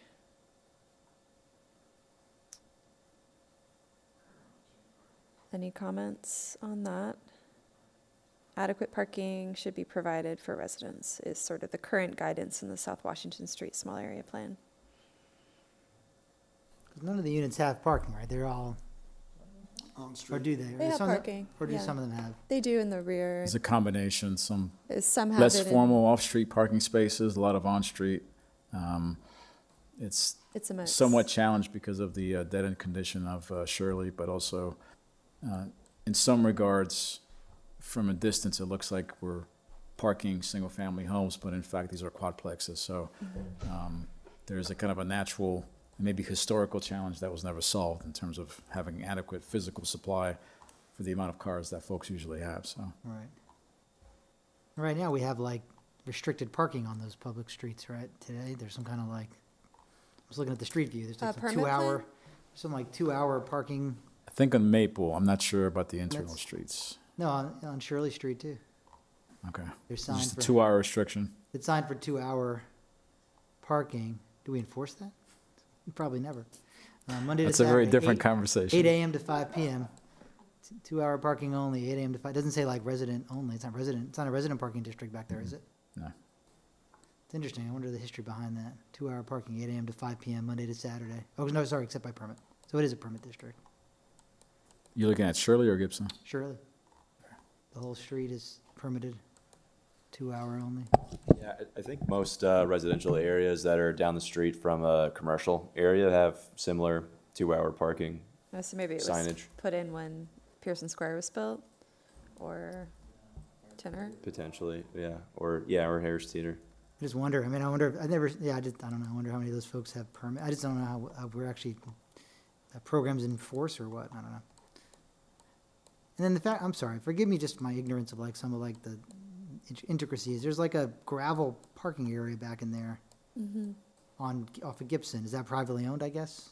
And there's like dumpsters, there's like, that's for those units specifically, those buildings, that's not for the whole, everything's individually owned, so I'm just saying, it almost looks like a common lot, or maybe that just belongs to one of the units. I think when you overlay that with the lot boundaries, I Yeah. think the parking area actually bleeds into multiple lots. So Okay, so they At least share two. it. Yeah, I don't know, yeah, it's like one or two maybe that share that, and they have like some trash dumpsters back there, I don't know, anyhow. Yeah, but overall, for the comp plan, I'm getting into the weeds, but yeah, the providing adequate parking is probably sufficient. Okay. Any other comments on parking? If not, I think we can move on to placemaking. So the recommendation here is to integrate historical walks, creative design features, and public seating into the newly created Green Link paths. Can you talk a little bit about that? Because we didn't reference the Green Link paths, or did we, earlier? talking about earlier, I I guess. think they were touched on a little bit in kind of that combining the two plans, moving over Okay. some of that, having the porous site and that kind of thing.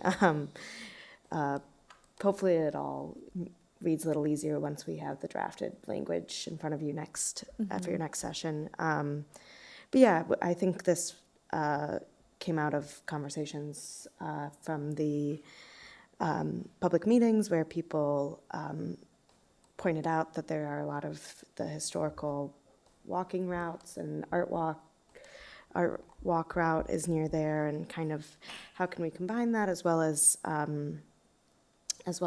creating a link to the park that is on the other side of the lot, and how can we kind of creatively make that a intuitive movement through the space and in a comfortable place for people to walk their kids, generally a nice green pathway. So that's where the language comes from. Sounds lovely. Any other thoughts on this one? No? Okay. I think that brings us to the last section, complementary uses. So there are 2 amendments proposed here. The first is to, I guess, add language encouraging neighborhoods serving retail and services such as childcare as a commercial component of any redevelopment, should it occur. And then, do we want to talk about that one first? Neighborhood serving retail and services, daycare use, childcare.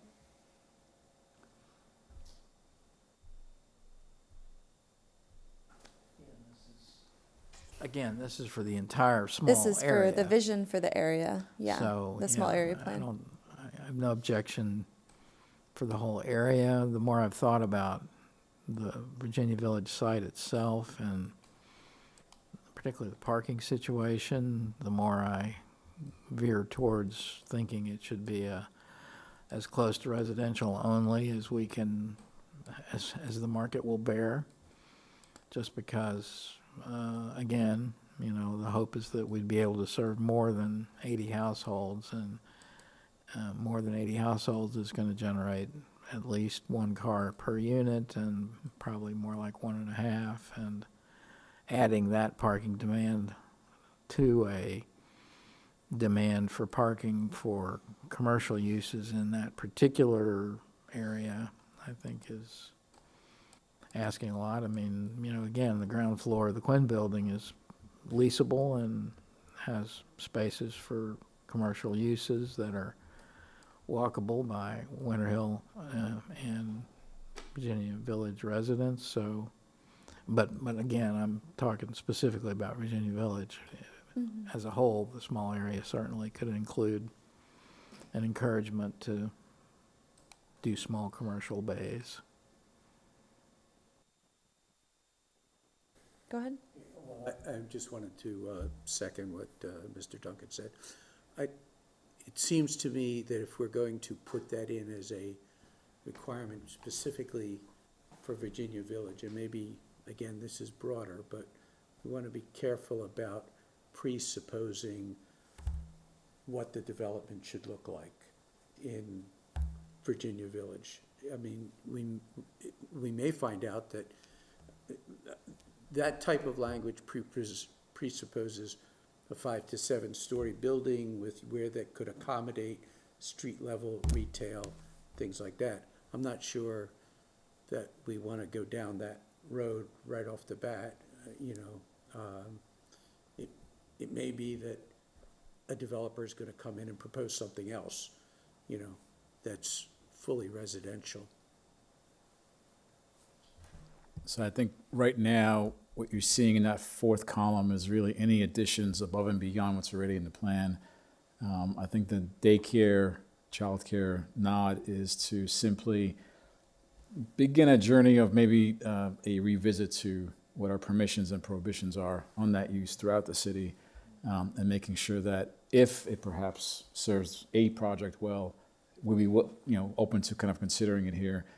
I don't view that column as a requirement, just simply kind of guidance for the entire area about what we would like to see, what's perhaps What we're part of the encouraging. vision we established.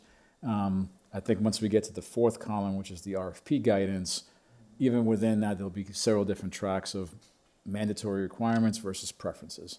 So, and I think when we get to that use discussion, that is more of a preference in terms of, if possible, we'd be willing to and like to see people's reactions about which uses are complementary to whatever housing solution they come up with. So our intent at least is not to prescribe like it has to be this. Yeah, Because historically, ground floor commercial was just retail, right. so. Yeah. I mean, I do think neighborhood serving retail and services is appropriate in this area. I'm also a big fan of the second bullet, which is, adding language to encourage smaller retail spaces. I think a lot of the spaces we have are really very large. It makes it difficult for small businesses to get started. Any thoughts on that one, second bullet? No? If not, I think we might be done with the feedback on the small area plan amendments. And I guess when you bring all of this back in June, we'll have more detailed language. Yeah, thank you. This is helpful and will be taken into account as we work on those edits. Great. All right, thank you. Okay, so, Mr. Matusek, did you want to walk through the RFP, maybe at just like a high level, to kind of orient us to what it is that we're giving feedback on, and then maybe we can go back through this table again with the fifth column that everybody's Sure. wanting to look at? Yeah, and again, we were just beginning to kind of roll this out. I think there's a lot of attention, visibility, anxiety about what's in this document, what purpose is it serving, how are we going to use it. So I think our intent is to, even though we have a very early draft, we do think it's a good one, and I think it's in everybody's interest to start socializing that while staff, the city attorney, our consultants that we're beginning to partner with, all take and apply their own filters to that document, which we do expect will evolve over the next several weeks. But I think it'll be a helpful opportunity for everybody to kind of share their reactions, and really I think it helps improve the version that we're going to want to have at the end of the month. So if we can share or jump back to the presentation we had, I have one late slide that kind of breaks down the document. And again, we just started to kind of release it earlier today. So again, we're not expecting a robust conversation, but since we're all here, I think it's a good opportunity to kind of walk everyone through. So once we bring the presentation up, the document right now is about 25 pages or so. It does have some, again, very basic information about what RFP requests for proposals need to have anyway. I wanted to kind of highlight, there's some that are pretty straightforward. We don't anticipate any kind of critical controversial items, maybe some technical inaccuracies if we need to verify, but sections 1 and 2 are really, what are we trying to accomplish? What is the city about? What are we looking to solve for? Where is this site located? What's our market snapshot, our housing inventory? Things that I think in some form or fashion we have socialized in recent months. So no new information in the first 2 sections. The final section is really what our purchasing staff will be updating over the next few weeks and days, which is kind of the boilerplate, technical, legal language we need to have on all solicitations of this nature. So I'm not expecting too much feedback on the first 2 and final sections. The bulk of where I think our focus should be is sections 3, 4, and 5. And this is where we are, similar to the earlier slides in tonight's presentation, bringing forward and incorporating all the feedback we've heard in March and April, and highlighting and elevating the guidance that already lives in our planning documents and the affordable living policy. So this is kind of more of like a data dump, if you will, of here's everything that we're trying to incorporate as we make the best decision possible. And once we lay that groundwork for potential interested parties, we get into what's really important here, because not everything is treated equally. Some things we're really going to be having more emphasis on. And it's not so much how people are approaching the property and what their qualifications may be, their past experience, their portfolio, in solving these type of challenges on other complicated sites, but really, how are they creatively approaching what's possible, and how are they approaching the financing of that idea, whatever that idea might be. And at this stage, as you read through the document, we don't know yet if it's renovation. We don't know yet if it's minor bump outs. We don't know if it's going to be infill development. So that redundancy of ideas and options are continually visible throughout the document. And for whatever scenario the development team may pick, we're asking them, A, give us more details, explain how you got there, and also tell us why you didn't pick the other options. So we can see their train of thought and what jumped out to them that made them pick whatever they ended up picking. Because both of those kind of part A and B answers are going to be very helpful in not just informing staff, all of our stakeholders, and leadership about where we are right now in terms of meeting the city's goals on this property, given the current conditions and our ownership structure. So that's kind of what I wanted to elevate. And then, of course, the evaluation process, which is going to fast forward to the month of July, by which point we anticipate receiving some of these bids from the development community. We are going to be establishing a selection committee, likely comprised of 7 stakeholder individuals representing various groups. Right now, we're thinking there'll be some staff presence there, somebody from the Planning Commission, somebody from the Housing Commission, an EDA member. So we're working through what that list looks like, but being meaningful and mindful of the fact that we're all going to have to get together in the summer, share ideas, share reactions, perhaps talk with some of these firms that might apply. So it's not so much who's interested, who's got the right expertise, who balances the conversation for us, but are you actually going to be around to take part in this? Maybe people have huge summer plans that I'm jealous of, but we need you to be here for this. So applying that filter now so that once we get to July, I think this committee is set up for success and is able to kind of maintain the schedule that we're on. So a lot of that is in the document. And again, the caveat, which I think all of our messaging is carrying, that a lot of critical stakeholders have not yet reviewed this or are in the process of reviewing it. So the version we plan to publish later in the month will look different just by its nature, in addition to anything you all might send us along the way. So we felt this was an appropriate time to share even the earlier draft that staff has produced, because even that version might be helpful in getting this socialized and everybody feeling more comfortable as we get to the later weeks this month. Great, that's very helpful, thank you. So maybe we can pop back over to the table and have a discussion on that final column. Would that be helpful at this point? To Yeah, go we can through walk each of through the that. issues again? Okay, so this is related specifically to any redevelopment of the Virginia Village parcels that the city owns. Correct. So we spent the first hour and a half of this meeting looking at the site in general as a whole, because that's how the small area plans are treating it. Now we're shifting to just the green polygons that are representing the city-owned lots, because that's the only thing that's going to be subject to this request for proposals. Okay, Can I go ahead. throw the train off the track right at the outset by expressing, first of all, it's a good document. A lot of great work goes into it, and I think it's, by and large, got most everything that we need. I am concerned, disconcerted, and distressed that it puts a heavy thumb on one thing, which is what you just said, that we're only asking the market to comment on a development or a renovation or whatever options they might be interested in on the sites that we currently own. I mean, to me, I'm trying to put myself in the shoes of somebody who owns one of the quads today and is here at the meeting or is listening to what we're doing and thinking, they maybe actually might get this airplane off the ground this time, and I hadn't really thought about it, but I'd like to get in on this because I know my building is old and it's going to need renovation. And anyway, across the street, if the city does what it says it's going to do with the city-owned buildings, construction is going to be, very disruptive on my property for years to come. now might be a good time for me to get in on this.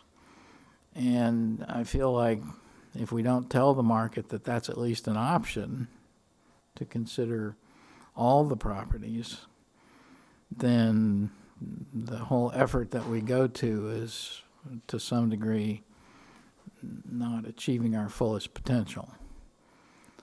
I don't know if anybody else feels that way, but I'm not asking you to agree with me on whether there needs to be a generational opportunity, but I am asking that we ask the market what they think about that.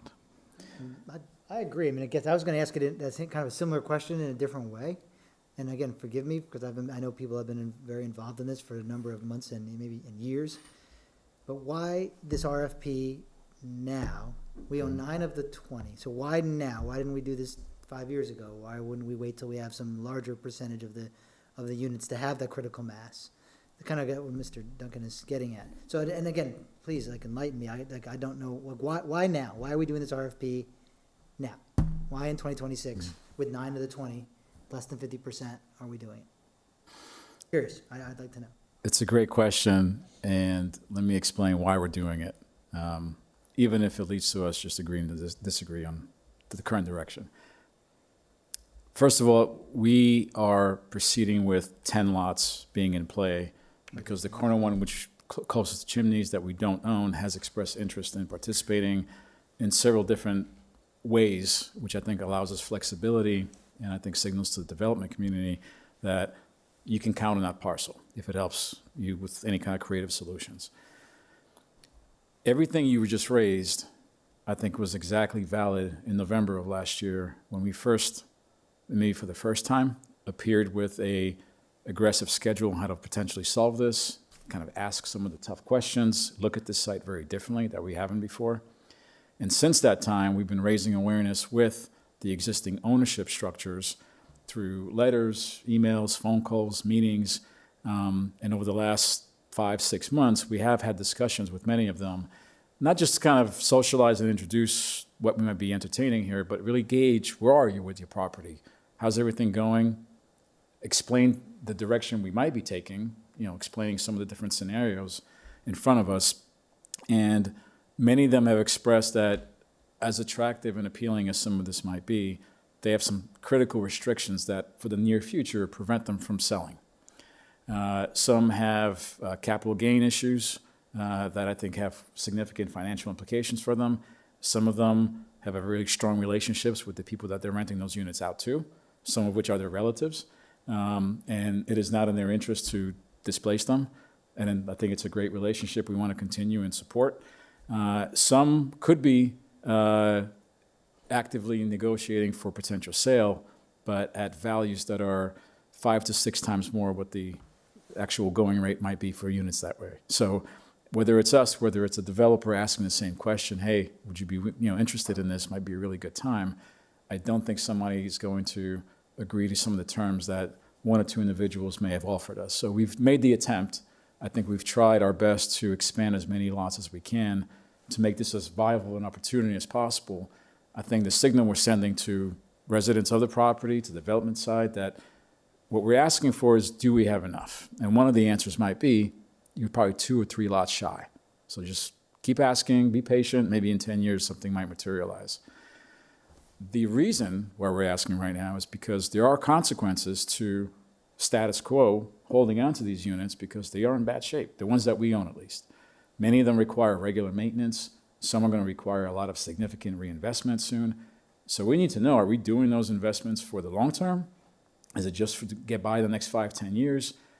Now that they're ours, there comes a certain kind of fiscal responsibility, and it's something that city leadership and the EDA have been really contemplating and struggling with, like, what do we do with this? Mm-hmm. And I think one of the things we need to know before we can make any further investments, no matter what they are, is what do the experts think? So the timeliness of this question is having the consultants there to kind of help us ask the right questions, and then the people that do this for a living and solve these complicated challenges give us their take. And I think what you'll see in the RFP, there's actually one option of a response where neither of these scenarios currently makes sense. And here's why. And we're kind of asking them out of curiosity, we're really interested why you reached that conclusion. So one way of thinking about it is, we may be going through all this just to get to August or Labor Day and have that response, that we're just not there yet. But that would be very helpful in any kind of critical strategic decision-making that might come after that.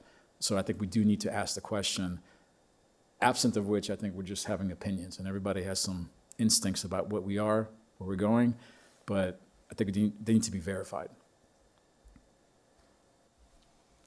Go ahead. I have kind of a slight variation on the same issue, and that is, let's assume that, and you've had some of these discussions with developers, that they can do something with these two components of that site.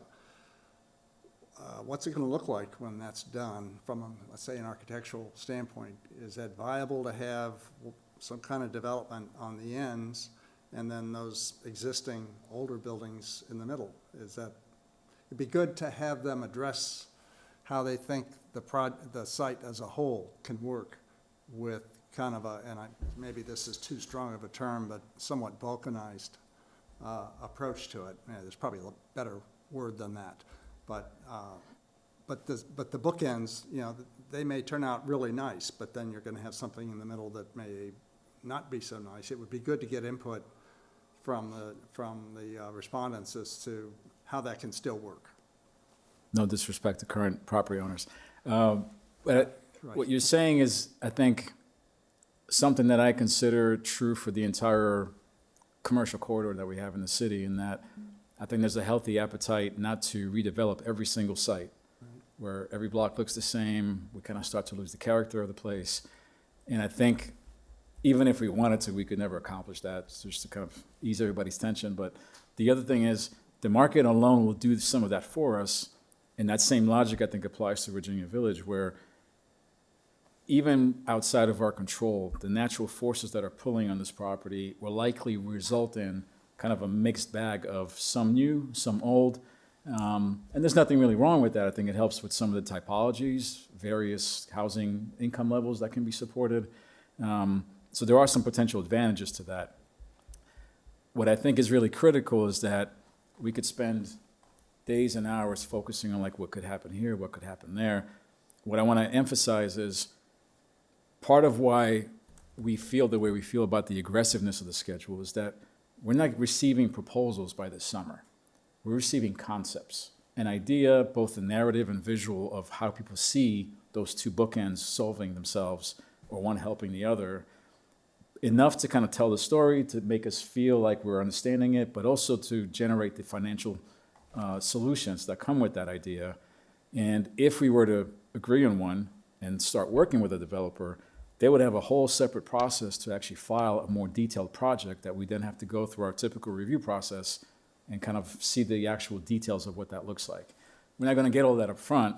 I don't think you could have a viable solicitation process where, free of charge, everybody would just design this whole site for us. So we have to be very careful about how much detail we're asking up front, and how much of it, I think, once the commitment is made and we start to establish a relationship with some interim agreements, then they're going to spend more and more money as we're kind of maybe heading in a certain direction. Go ahead. So just to piggyback on that, one, does the city have resources to buy additional properties, or they do? Okay, so is it part of the grant program, or is that, so I'm going to let our housing staff answer that one. it's part of the Amazon grant program? Okay.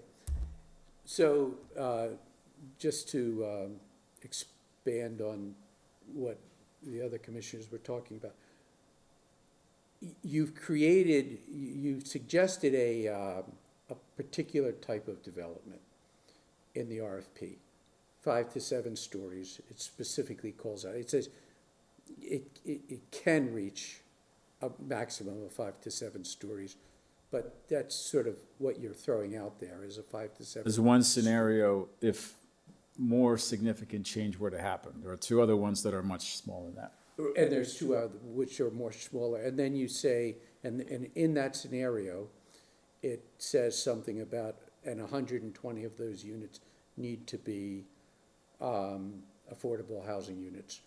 Correct. So my question is, should there be another scenario that would sort of integrate better into this bookend sort of concept of we have a development on the south end and a development on the north end and existing houses, and what, right now it seems as though you have got this 5 to 7 story building and something else on the other end, and these houses in the middle. I mean, I could envision, for instance, I don't know if you know the area, but right at Maple in West Columbia, there's garden apartments with, that are 3 stories. And as opposed to a 7-story, bookends. But you could easily integrate 3-story walk-up garden apartments with balconies into that space, and it would integrate pretty nicely into the rest of the buildings in Virginia Village. So you might not get as much density, but you would get more density than you have now. And I'm wondering if it is taking that approach might be a better approach, and then you can expand out at a more incremental basis, phased timeline. That was my initial reaction is, why do we have just that scenario C and not a scenario D, which is something a little bit more modest than a 5 to 7 story building? So, Isn't that scenario B where you talk about modest bump outs and maybe going up a floor? I think that's exactly what you're describing, Bob, is scenario B. Not really, because you still don't have a contiguous building. One could have a long garden apartment, as we have a lot of them through the area. We have a number of them on South Lee Highway. We have a couple, in my neighborhood, we have one right across the street on West Columbia and Little Falls, and Maple. But they're not individual buildings. It's an apartment building, but it's a garden apartment building as opposed to a high-rise with an elevator. so part of it, I think what you're describing, and Sarah's absolutely right. I think the second scenario does speak to, I think, some of a lower and medium scaled solution that kind of expands the current quadplexes outward and then potentially vertically, which I think would serve some of what you described.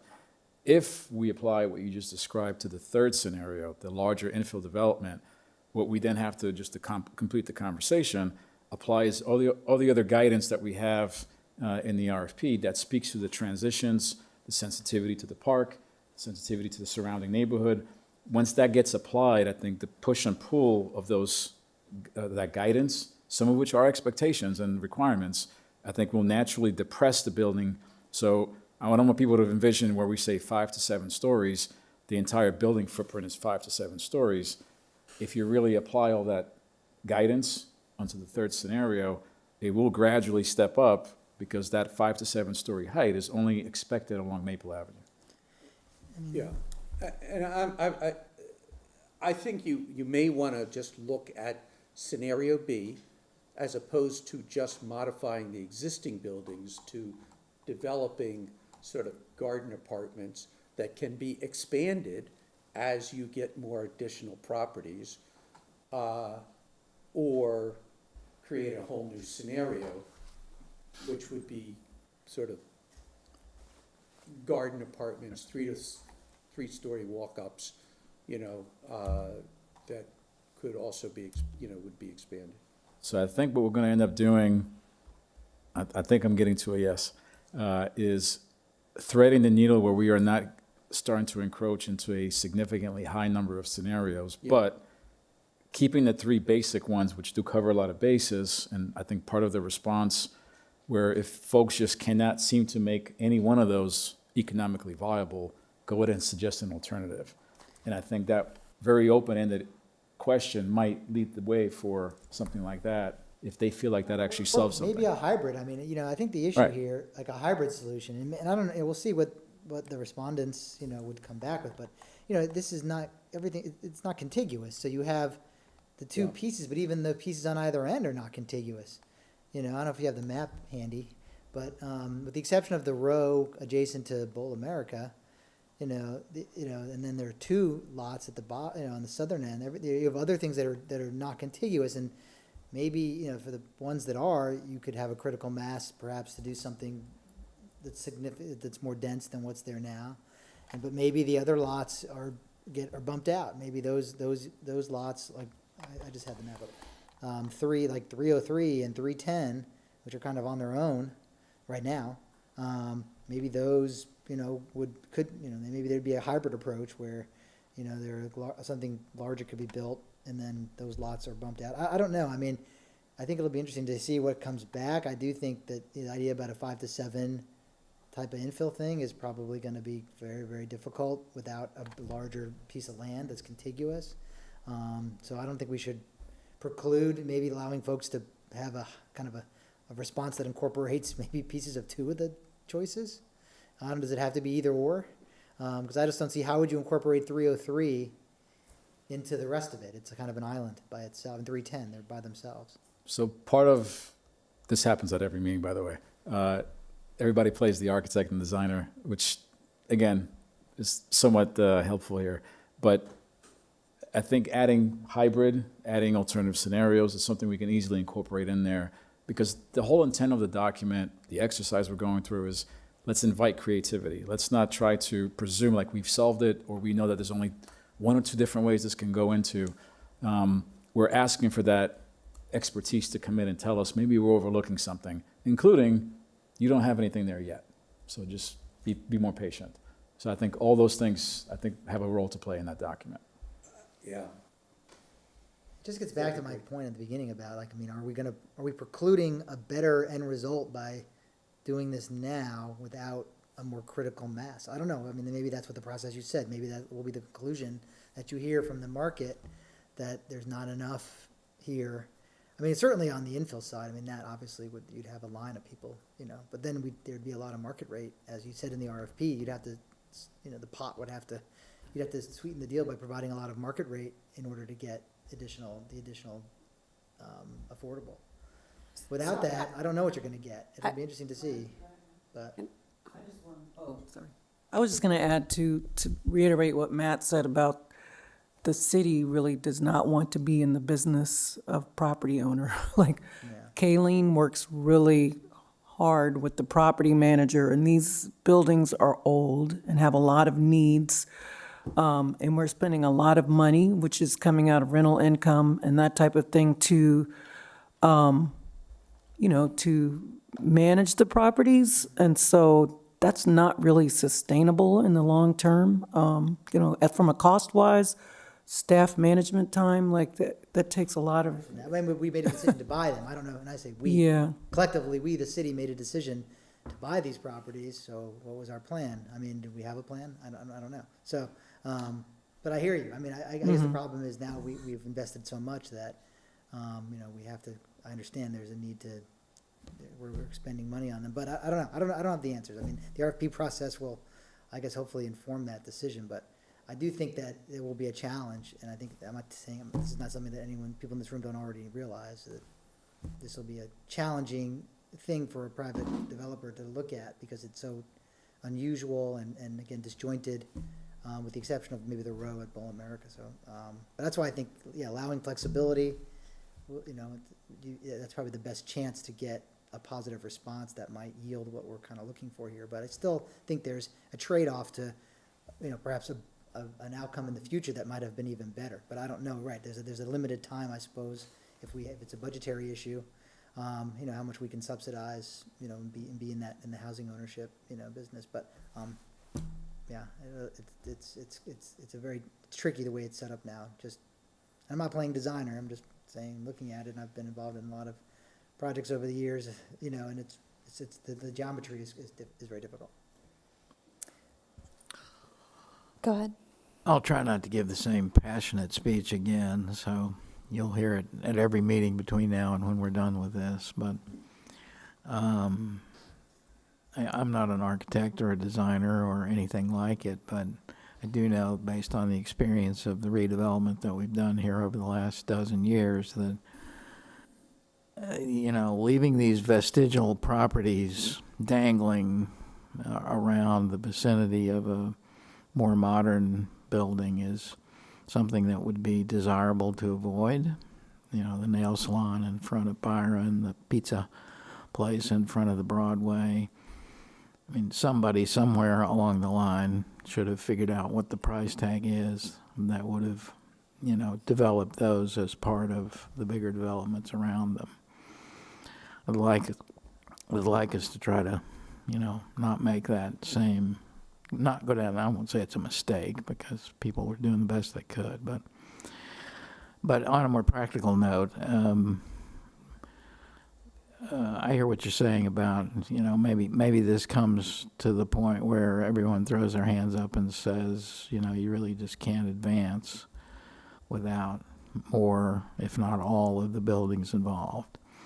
What does the LIHTC mechanism speak to in those terms? What are our chances of qualifying for grants and tax breaks and so forth relevant to what we're talking about here? Are we more likely, does that money want to go to renovations of 83-year-old buildings, or does that money want to go to something different?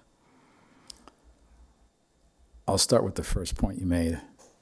And depending on the meeting, I'm the minority on this, but I remain hopeful that when we do get a proposal back, the reaction most people will have is, wow, I didn't think of that. And I think we might realize just how creative people might be that do this for a living, and realize that with the right approach and a little bit of optimism, I think you can actually make a lot of different things happen on that one site, just within what we own or have access to.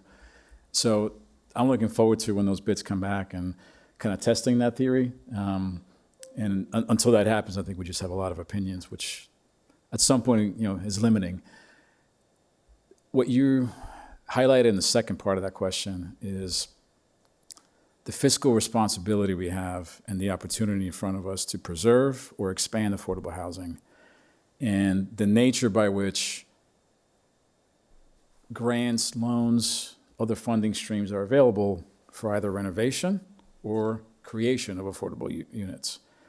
And in the same way that we got ourselves in the current situation by relying on other grants and other people's, other organizations' money to acquire these lots, very little of our own with the help of the EDA, that same approach of leveraging other dollars, minimizing our investment, is what I think is in front of us if we were to take the third scenario and expand affordable housing, because that's where a lot of the money is. That's where a lot of jurisdictions nationwide are trying to do with those limited opportunities, whether it's their land or private land. So the renovation side of the equation is very limited in terms of financing. It's there, it's difficult, it's competitive, it's nowhere near what it is for redevelopment. So in terms of how far our dollars go, in terms of expanding and reaching the affordability goals, that's one of the debates we're going to have once these bids come back, because I think it will highlight that we can, triple the amount of affordable units that are on that site, and use a lot of other funding streams to get there, as opposed to doing it solely out of our own pocket. I don't know if the answer is the same if we are simply just considering bump outs and renovation, which is likely going to be much more expensive on a per unit scale than wholesale redevelopment. And I think it'll pose questions of how many times we're going to have to do this if we're just renovating 80-year-old buildings, which again, that's a debate we can also continue to have. So the financial feasibility of what's in front of us, I think, is really almost more important than the actual built environment. But that's where, to your earlier point, why are we looking at 120 units, for example, if a new building is introduced? It's because on the financial side, there is a sweet spot where buildings that are only 80, 90 units are not as competitive for those annual tax credit deadlines and other projects that are vying for the same loans. But there's also such a thing as too big of a building. And that comes with its own restrictions. The more you locate there, the more you have to park, the bigger the impacts are. And I think we're putting enough restrictions here where there's only so big of a building that can even meet all those guidelines. So all that, I think, is going to spell very few limited options, but I think a few that could be viable. We just need to kind of hear from the experts and kind of feel more confident about that. Okay, that's very helpful to know. I would like to share your optimism, and I will at the end of the day. You know, I think this is the direction we're going to go, and, you know, staff needs to drive it. You guys have been working really hard, and you know, I want to support that. You know, at the same time, I've always been old man in a hurry, and I would like us to get to that point where the scales fall from our eyes and, you know, opportunities that we had never imagined come into the daylight. And if you're saying that the process that we're going through now has a better chance of making that happen than just endlessly talking about what each individual of us might prefer, then let's certainly go your route. I kind of question, like, what's the harm in asking? We're not, you know, we're simply, you know, posing a question and getting expert opinions about it. And I think folks that are in this room have been working on this site for years. Like, this isn't like, you know, something we just started a few months ago. It may feel rushed, but there's some people in this city that have been looking at this for, what, approaching a decade now, maybe? Anytime anybody says approaching a decade, just add another decade to it. There you go. Yeah, you're Founders helping Row. make my We've been point. working on Founders Row for a decade. It's like, no, we've been working on Founders Row since my kids were in elementary school. So the full story of how sites like this even come to be, you know, and even if all this falls into, you know, the universe aligns and, you know, we get all the answers we're looking for, there's still like 4 to 5 years worth of steps and construction and anything else that could happen ahead of us. So it feels aggressive in the moment, but the bigger picture is very slow. So it's, trust me, once we get past the summer, next winter maybe even, things will not feel anything like that. Thanks. Did you have a comment? Oh, okay. All right, where are we? We haven't gotten very, big picture issues, chewing over those. I don't know if we want to go back to the table. I do have some thoughts on the transition language, and I just looking at the RFP, we talk a lot about the transition to Winter Hill, the transition to the park. We don't really talk about the transition to the existing Virginia Village homes. And so I think that would be something that I would work into the RFP. And I don't know what our requirements are, you know, but it's missing here. That's a good point. We need to be respectful of how the building feels to the current residents who are remaining. Kind of somewhat connected with that, are you going to be including the actual setbacks and so forth in the RFP for developers, or just rely on, just say, here's the zoning code, check it out, or? We are going to be including it. I think there is going to be a delineation between explicitly spelling out an exact number of feet, for example. We don't know enough, and we shouldn't be fooling ourselves that 7 feet, 15, 30 feet is the right number. And I think back to the flexibility and creativity, we need to see and react to the way people interpret transitions and step backs. And I think that might lead to further evolutions, further guidance. I've been involved in a lot of processes like this where there's folks who do not deal with development, have good intentions, and I think unintentionally prescribe something that can never be built. And our code is kind of full with that. And we don't have a lot of outcomes to show for the progress we made and all the work that went into this. So learning from those, and every place I think has examples of that. How can we be intentional, clear, transparent, but stop short of designing the site? Because I think we can all appreciate how complicated this is. Let's not presume that we know what the exact number might be. So for that reason, or reasons, we are not planning to add specific numbers for distances at this point in the RFP. But you would expect the developers to come back and tell us, you know, in order for us to make this, whatever it is, proposal work, we need a setback of no bigger than 8 feet or something, right? I mean, we would, at some point, you have to get to that level of specificity.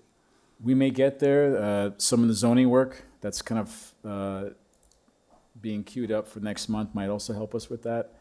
So we're doing some additional thinking, some additional site visits, understanding what's happening on either side of the lot lines there.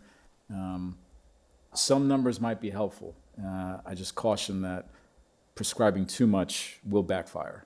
And I don't think anybody has enough justification to really back up any number we could come up with. But at some point, I suspect there might be minimums. I just had another question. Go ahead. I don't know if we want to change. Oh, a different topic. Well, Yeah, I just wanted to I'll wait till we- acknowledge that we've been going for a few hours now. We start at 7:30, so our housing commission members, thank you for joining us. If you want to continue the conversation on the RFP, you're welcome to stay, but I know we've completed the small area plan discussion, so you're also welcome to go home. Yeah. I think the RFP conversation is probably anything more relevant, so happy to. Okay. I don't know about that one, but Especially for the affordability section. Okay, maybe we can prioritize that section then. Why don't we go to the affordability section, and then we can excuse our housing commissioners. Thank you. We started at 6:30, so. You started at 6:30. I see. Yeah, we started at 7:30. Is your question related to affordability? If not, I'll can you wait, hold I'll it? Okay. Okay, so this is the related RFP guidance. We have the actual text as well, which was included in our materials, if you want to reference that. But I think maybe for now we can stay on this table. So the guidance is to target a diverse mix of housing types and bedroom counts that is reflective of the city's current needs.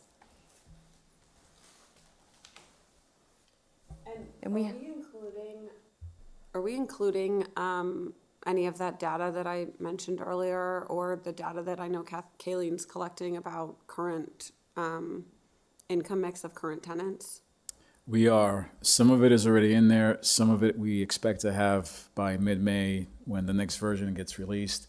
The thinking there, if we were to elaborate on that bullet, is not just prescribing the amount of units that we think we're seeking if changes happen. Because again, if we're just discussing the first two scenarios of renovation, those are pretty straightforward. When I outline what that looks like, if you've been to the site, there's not much to say. I mean, these are the buildings. But on the infill development scenario, it's not just a matter of how many units, but what type of units. So inventorying who's there today, because those folks will have priority to come back to the site, is really critical. Bedroom types, income levels, AMI ranges. As a secondary priority, factoring into some of the units, I know we mentioned this earlier, that might be expiring elsewhere in the city. We do have that information, incorporating that in there as well. And then also, when you scroll through the housing snapshot in the RFP, we do kind of capture our overall affordable housing portfolio. And when you look at that table, there's some pretty clear gaps, particularly on the lower AMI levels, 30, 40, 50% AMI. We have not been as successful in getting those units in some of the new developments. So there are clear opportunities, but similarly to the setback, specific distance conversation, we do want to prescribe much of what we would like to see in terms of a new building, but leave some flexibility for the development team to be creative and make the project as competitive as possible. Because one of the questions here is, can you structure everything to meet our expectations and still have a viable project that actually competes for the tax credits? And I think some of that will require kind of a sliding scale of, well, in that case, I'm going to need these type of units based on what you guys are telling me I have to deliver. So leaving some room for breathing and adjustment, I think, will be critical to that, but we can certainly spell out a big chunk of it first.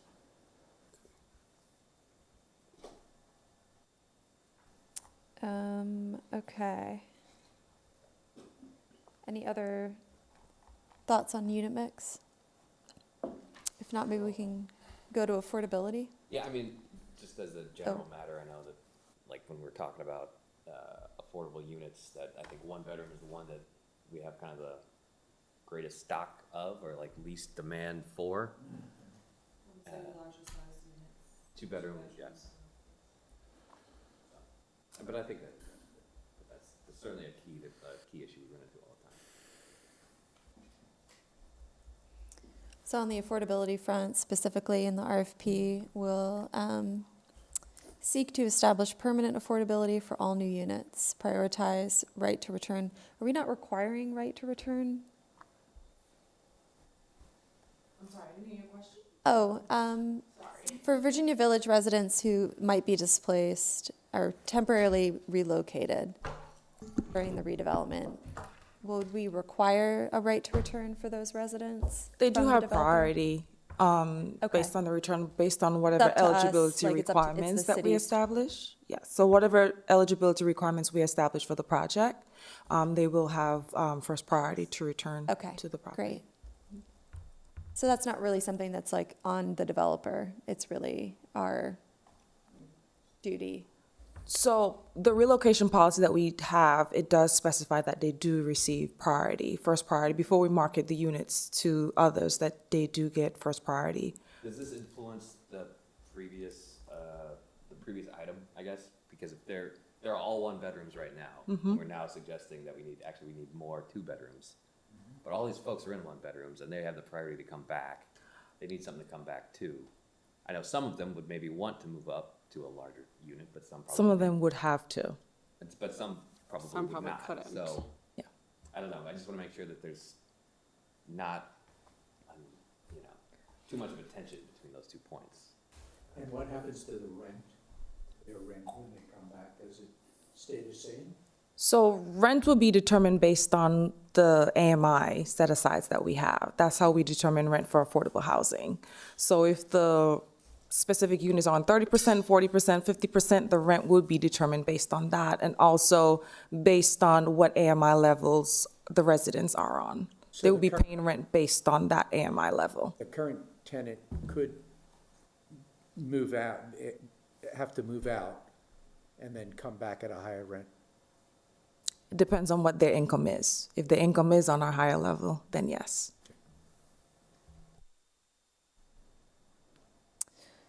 Let's see. Just to be clear, if we finance the movement of people who are in in Virginia Village units now, that the city is gonna renovate or do whatever we're gonna do with them.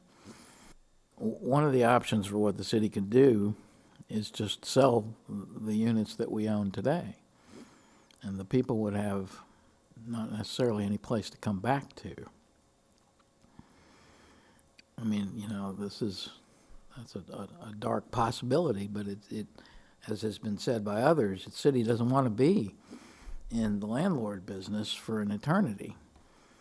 And the easiest way to accomplish that is if we just run into, roadblocks everywhere we turn on dealing with the current buildings that we own and doing anything economically feasible with them, we could just sell them and then hopefully maybe apply the proceeds to affordable housing opportunities somewhere else. But if you're a resident of the building today, there's no guarantee that you're going to be able to come back unless we do a substantial, economically feasible, within the city's budget remodeling campaign to make the places they left livable. I don't know that that's necessarily true. I think that we could develop a project that had, if there's currently 30 families in one-bedroom units, that we could develop a project that had 30 one-bedroom units that those folks could return to. I think it also speaks to phasing mechanisms. Let's say we get through August. Let's say the predominant feedback is you don't have enough. We would not even recommend some of the larger moves, but maybe there's some renovation activities. You could do one building at a time and kind of be very mindful of the displacement or the intermediate shifts that have to happen. It would still require more long-term ownership of it. If we, based on feedback received and further analysis, get to a point where selling the properties is the preferred choice for whatever reason that might be, I think that would trigger a very separate and also longer conversation because I think that would conflict with some of our affordability goals. And not the reason why I think we entered into this picture in the first place. Mm-hmm. So I think if we even get close to that scenario, there would have to be a lot more of the conversations to figure out, like, how do we do this the right way? And I don't think we're anywhere near that.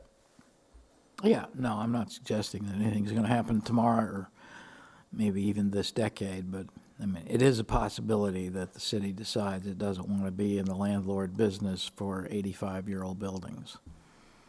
And that would not be an irrational decision, given our financial commitment to affordable housing now. It's usually the first thing that goes out the door when, we're looking to trim the budget. I think that's regrettable, but it's just a fact of life. I think it also returns to the point I made earlier about renovation versus infill.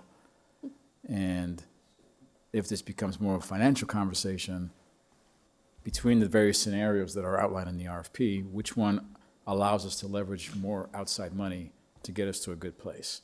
And I think the closer we are to status quo, to returning and keeping these very aging units longer, the more of our own money we're probably gonna have to spend, because there's less resources available for that option.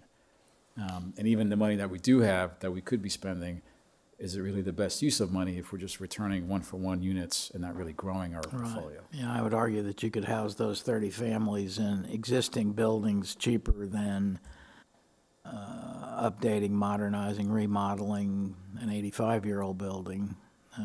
When you say existing buildings, Current housing stock that we have built already that has but I think it opportunistically, multi-bedroom units or one-bedroom units, if we say that, there's a demand for different kind of bedrooms, we could go buying those units down in existing buildings cheaper than we could remodel 85-year-old Virginia Village. I think what's embedded in your statement and scenario, though, is this convenience that those units will be available, when I think in reality the demand is so high that we don't really have a lot of vacancy in those units, unless I'm wrong. So part of what I think we continue to highlight the infill scenario, which I know is not popular for some, is that it allows us to address the bigger citywide issue. And I think absent of that, I think we're going to continue to struggle, because we don't know when the next SE project is going to come in. We don't know, even if it gets filed, that we're going to be as successful and get another 30, 35 units in perpetuity from that project. Is that 6 years away, a decade? So I think being opportunistic and just realistic about where we are, when is the next opportunity, if it's not here.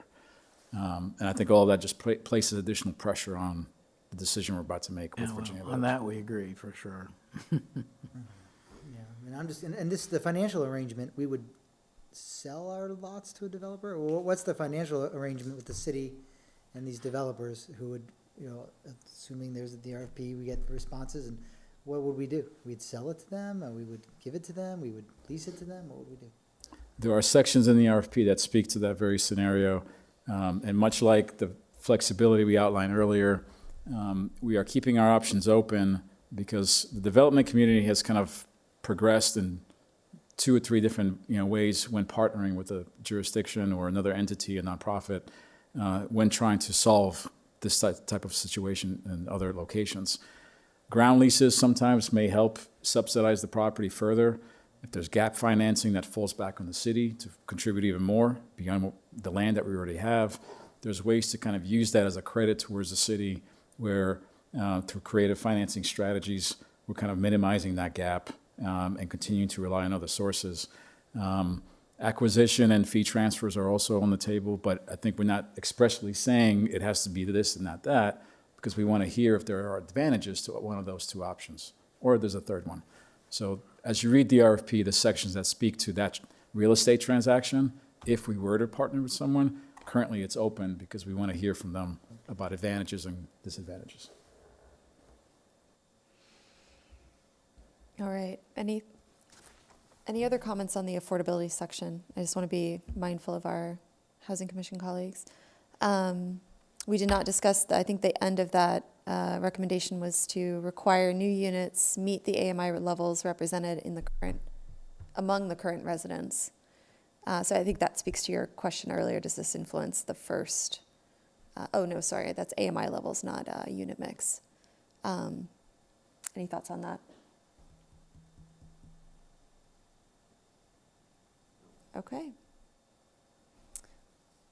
You all are welcome to stay or leave, be excused, up to you. All right, thank you. Thank you for coming. Okay. We have a few other, I think, areas to discuss as a planning commission. Is everybody doing okay? We're at almost 10 o'clock.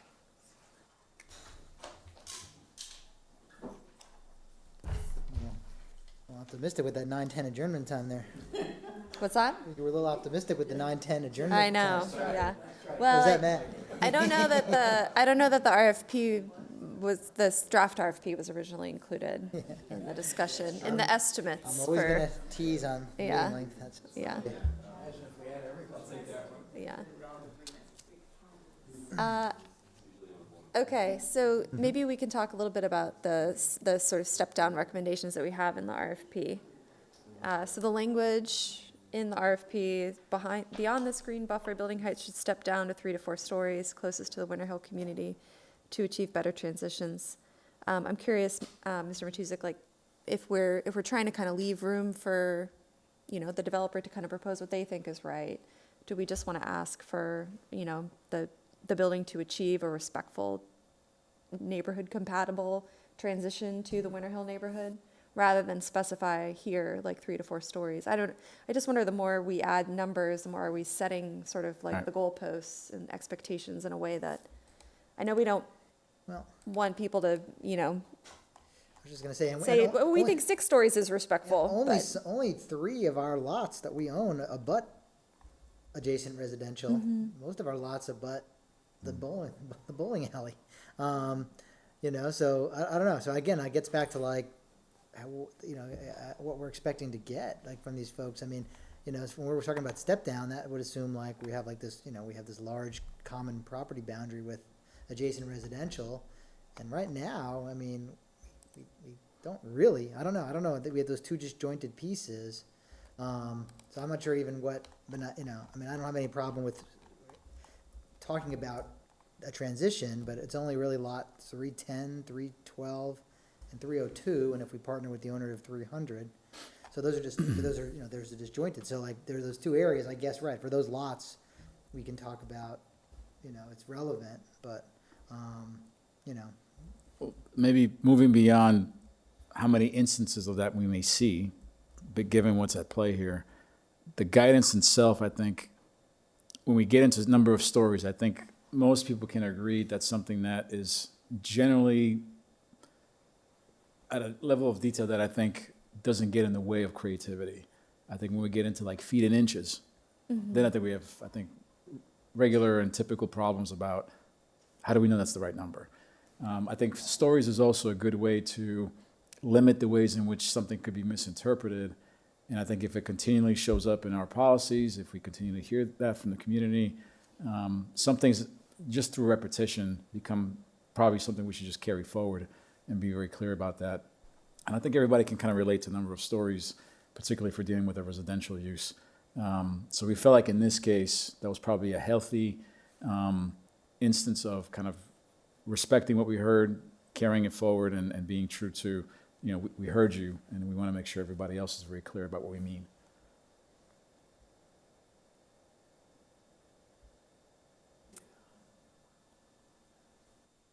okay. I agree with Mr. Krasner's. I mean, if all I get to do is build on the 2 barbells, then I'm much less concerned about step downs to anywhere, because they're not really abutting, they're abutting a bowling alley and Pearson Square, let's say. So I guess, I don't want to constrain the market from bringing us a proposal for 2 7-story buildings at the land that we can aggregate, that we've already aggregated.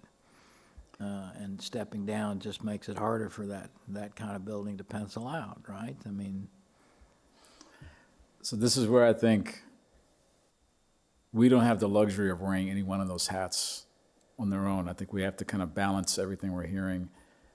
I also want us to evolve beyond, I think, earlier thinking and even modeling, from what I can see, that was done on this property, where there were presumptions that we would at some point own everything and let's just elevate everything to 6 to 7 stories. Because I think that's not either realistic or appropriate given the context of this site. What I want us to focus on is it's very easy to transition into what's realistic, what's likely, playing the odds of what might happen where and how does this all look. I mean, we all want to be designers, I think. What I think this is getting at is us being smart enough to recognize we don't have all the answers, but let's make sure we have guidance for just about any scenario developers can throw at this. No matter what it looks like, no matter how, strange it might be to us, I think the protections, the guidance, let's make sure we do this right, because there's no reason I think something has to be really sacrificed. And I think there are probably smart ways to go about development on a challenging property that still, I think, maintains a good relationship with its neighbors. We may get feedback, you're right, that, I have some ideas, but that one clause is just really killing the feasibility. If you're telling me I got to step down, I just can't make this work. I'm like, that's kind of a non-negotiable. I think we've heard that pretty consistently. I don't see that going away. And if that's the barrier to, redevelopment, I think we just need to be more patient and acquire more parcels. Again, the other, I don't know, I'm just repeating myself. The other risk, the other risk we have of being too prescriptive, though, is, which I guess I kind of agree with you, is that we, again, we have this concurrent small area plan update going simultaneously, and if we're too prescriptive in the RFP, I don't know. Again, it's kind of short-circuiting that, as far as saying what we want to happen, or putting in that those types of level of detail. I don't know. If your goal is to get, kind of give the market as much flexibility within reason, and find out what folks might be willing to do here in order to, presumably we're trying to maximize, new affordable units on this land. I would say, you certainly don't want to stifle like that. You want to get the feedback, and then we can always rein it in, that's the whole point. This is going to go through a process. We haven't even talked about, probably don't have time tonight, as far as what this would look like. Are we talking about, by right process, a special exception process, a rezoning process? What, we know this is existing zone, what, like B2 and R?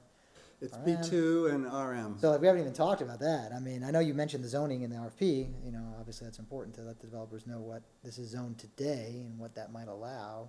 Well, they'll just go to the code, right? But, They'll just, right, just so, pull but it I'm saying, out. like, I don't know, it's, yeah. Some of those answers I think will be covered in June. I think the clarity in the RFP is that we are actively reviewing the current code language and trying to see how does it really meet and match what we're hearing from the community. And a lot of times, I think there's a lot of shortcomings, gaps, and headaches, if you will. So I think some of the rewrite. And that may be a question that you get. Developers are certainly going to want to know, because that obviously is a huge factor for their costs and their budgeting is, is this going to be, am I going to have to go through a special exception process? Am I going to have to go through a legislative, approval process, or is this going to be by right? Am I going to be given, just have to go through a site plan? So that's very important. I have my opinions on that. We don't have to get into that now as far as what I would prefer to see, but that's certainly something that I suspect you'll hear questions about that from respondents. They'll look at the zoning today and say, okay, this is what, that's something I think we'll need to think about sooner than later. And then from the balancing that with the concerns from the community, same thing. We're hearing from members of the community in Winter Hill and some of the, others nearby, and that's something I think that they'll be interested to understand as well. And it just makes it all that more important if we're gonna, be specific about things like buffering and heights. And if it's gonna go through a public hearing, approval process, there'll be opportunities to kind of deal with that later. But if it's not, then making sure expectations are clear now does become kind of vitally important. So, I don't know. So we have been spending a lot of time thinking about a lot of what you just mentioned. I think the answers are forthcoming. I did want to piggyback to one of the earlier comments you made in terms of timing and this parallel process, which I know a lot of folks, it's different, it's fast, depends what we're comparing it to. The timing right now is strategic in that as the small area plan changes or as any zoning changes, comp plan changes are proceeding, we will have opportunities once the RFP is issued to have informal conversations with developers, which is something you typically do. Once that process begins, there's a question session, there's a pre-conference meeting where we kind of answer clarifying aspects. Perhaps we weren't specific enough in some parts of the RFP.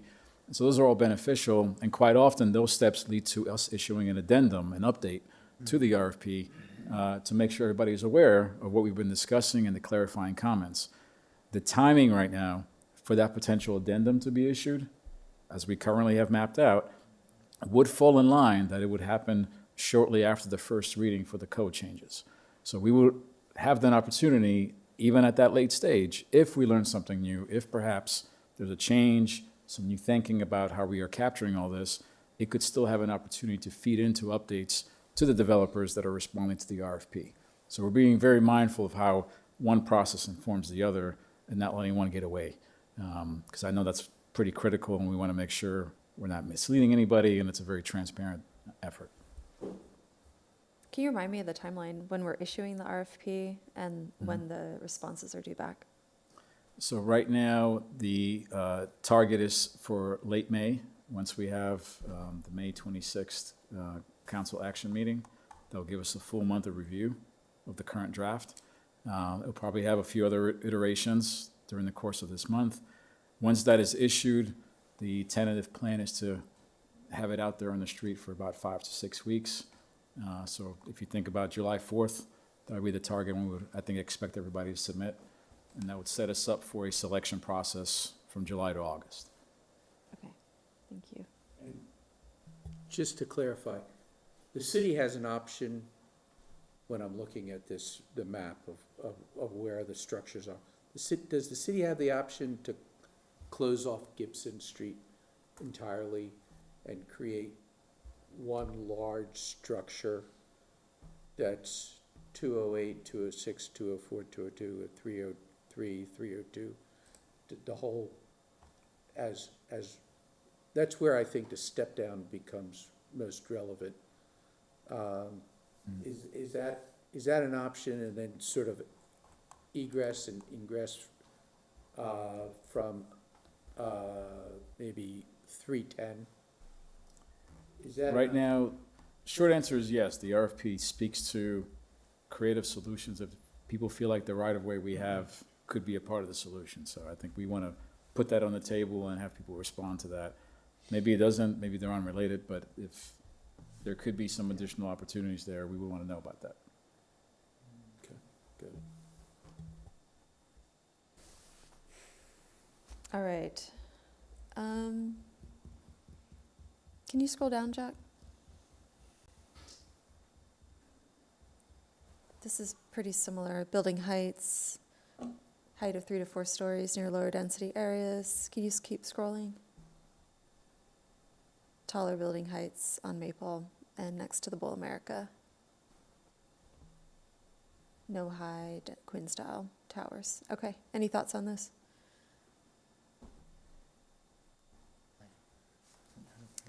Okay, let's go to buffers. I just want to make sure we get through and give staff any feedback. There were a couple other areas.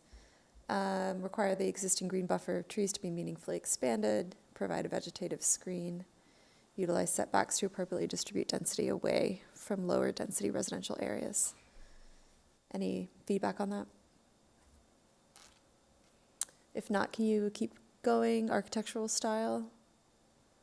Residential forward design, we'll That word find again. we'll find a better Some term architect maybe must for have that. told you guys, use that word somewhere. But- I don't know.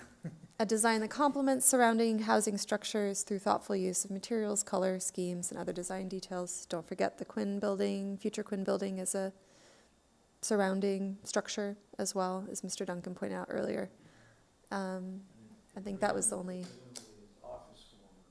Office forward, yeah. It's mostly residential, well, maybe not, yeah, mostly. Backward. All right, can you go to the next section, Jack? We talked about this, correct? We worked through housing affordability with our Housing Commission colleagues before they left. Open space. Here's the reference to green links, green space, existing parks and green space. Mr. Stevens, did you have a, nope, okay, That's fine. all right. Porous site plan, public walking paths connecting residential areas to parks and main thoroughfares. All right, and then no guidance on parking. I think that's right, let the market propose. Yeah, I think right now, what you'll see in the draft is it references our current minimums and suggests ideas on if any of that were to be adjusted, would that make a big difference? Which is kind of driving at the core role that parking plays in the financing of a project, and understanding better if, are there any issues where if the developer can solve everything else that we're throwing at them with this project, is parking the last obstacle in the way, and if so, how big of an obstacle? So just trying to understand that will be very helpful. Yep. Can you scroll down?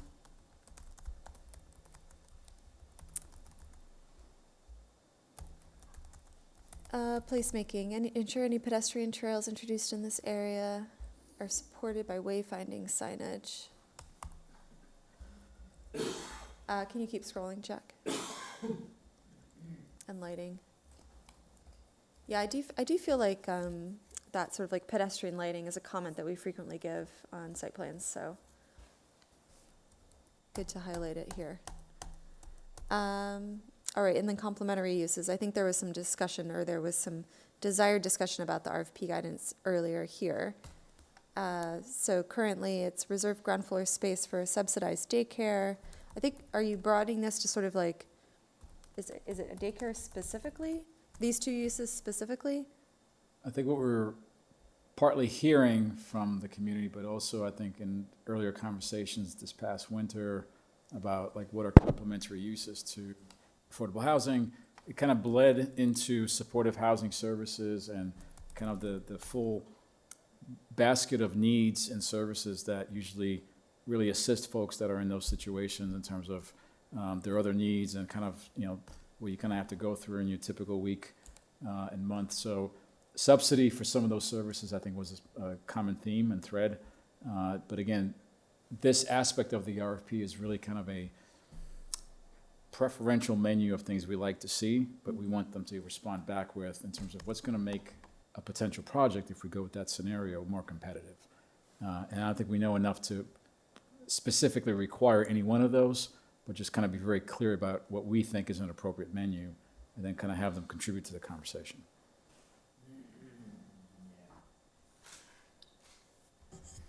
Yeah, going back to what I said earlier, we have a tendency here to address new buildings wherever they are as an opportunity to solve every problem that we have. And I just don't want this particular project to be so burdened. You know, oh my God, you mean I've got to put a daycare center in the first floor too, and a support service and a teen center and a, you know, and at some point it just becomes too much. And although all those things are needed and I support them, and I think the suggestion that they be on your chart, what came from, certainly was discussed at one of my tables. I think that we have to, as a practical matter, maybe you can just emphasize the, you know, if feasible, or discuss the feasibility in the RFP rather than say, you know what, we really want a daycare center on the ground floor of this new building or buildings. I think it'll be exactly that. It's, you know, curiosity, options, and be very, very clear, which we can kind of scrub the document again, that a fully housing, you know, residential project, I think, is also acceptable. Yeah. You have to be clear about that, yeah, I mean, that's not a requirement. Yeah, it's pretty directive in the guidance. I think Reserve and dedicate. In the RFP, it's, you know, redevelopment should prioritize the most feasible combination of residential supporting uses that includes some combination of daycare facilities, supportive housing services, and civic spaces. So it does sound like we really do want these three things. You can go back and I explain would, that. Or yeah, softening add a it, I clarifying think. Could be the straw that breaks the camel's back. There's already so many difficulties that this facing. You don't want that to be the thing that developers are like, well, that's too much at that point. Forget it. But I agree that those those are uses that I would like to see in this location for the reasons that you said. And I am assuming that the community space would, or the civic space would maybe be used by the Tudor Hill. Yeah, I think we had representatives from that group regularly attend and express, and I think other members of the community as well, that being this close to that district, being this close to the history that it represents, and speaking to the other comp plan chapter that kind of captures the district and the cultural aspect of that, activating opportunities as development happens are regularly highlighted as, we should be opportunistic and proactive about identifying them. I think the Quinn project already has a few, understanding what those are and not replicating them, but perhaps looking at other opportunities given the location and the type of building this might be. Something to consider. Will it happen? Perhaps unlikely, but I think it's fine to talk about it as like the city, would welcome those things, but you should make it very clear that it's not a requirement and that all residential project would also be completely acceptable. That's what, in my opinion, because that's our goal here, right? Our primary goal is to create affordable units, so let's not let these other things get in the way of that, because I don't think we have the luxury to be able to put on a bunch of extras and extra options, and it's gonna be tough enough to get the affordable units that we are going for here, in my opinion, so let's not make it even harder on ourselves.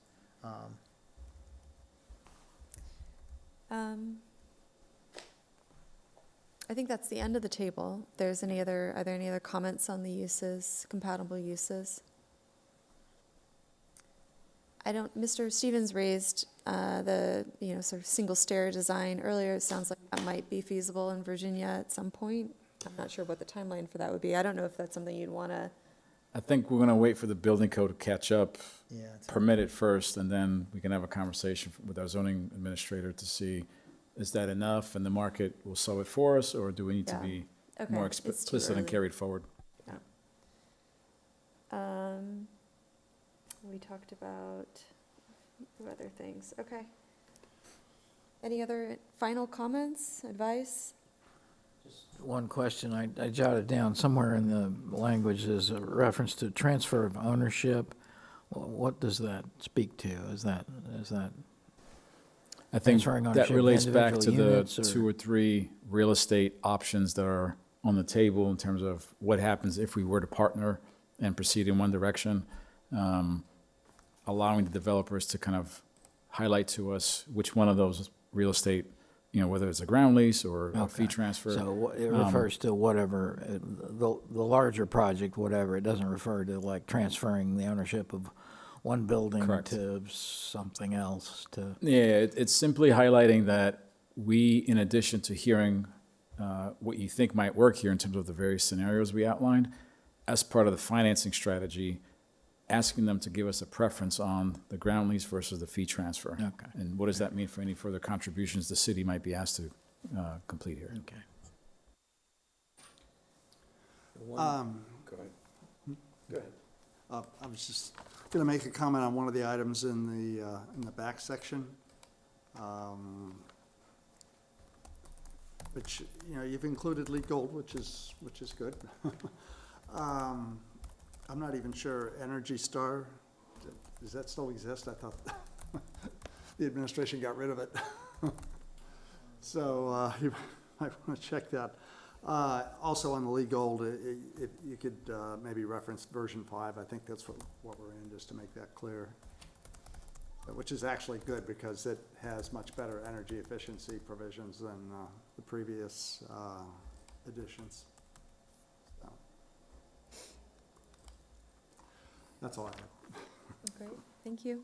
Mr. Kravinsky, did you have another comment or question? It was mostly a question. So the low-income housing tax credit, you talked in the staff report to a deadline of March 27. That's a recurring Correct. annual, and do we see any, in the current environment, that tax credit going away? Or no? I've not heard of anything like that. in an effort to adjust expectations, even if all this were to happen, we start to head in a certain direction where pursuing those tax credits is part of the solution here. You know, we can do everything within our power to kind of set this up for success. We may just be in a year where 2027 is very competitive. There's a lot of other good projects in the region, and we just don't, or whoever the developer is, doesn't get the credits to make this happen.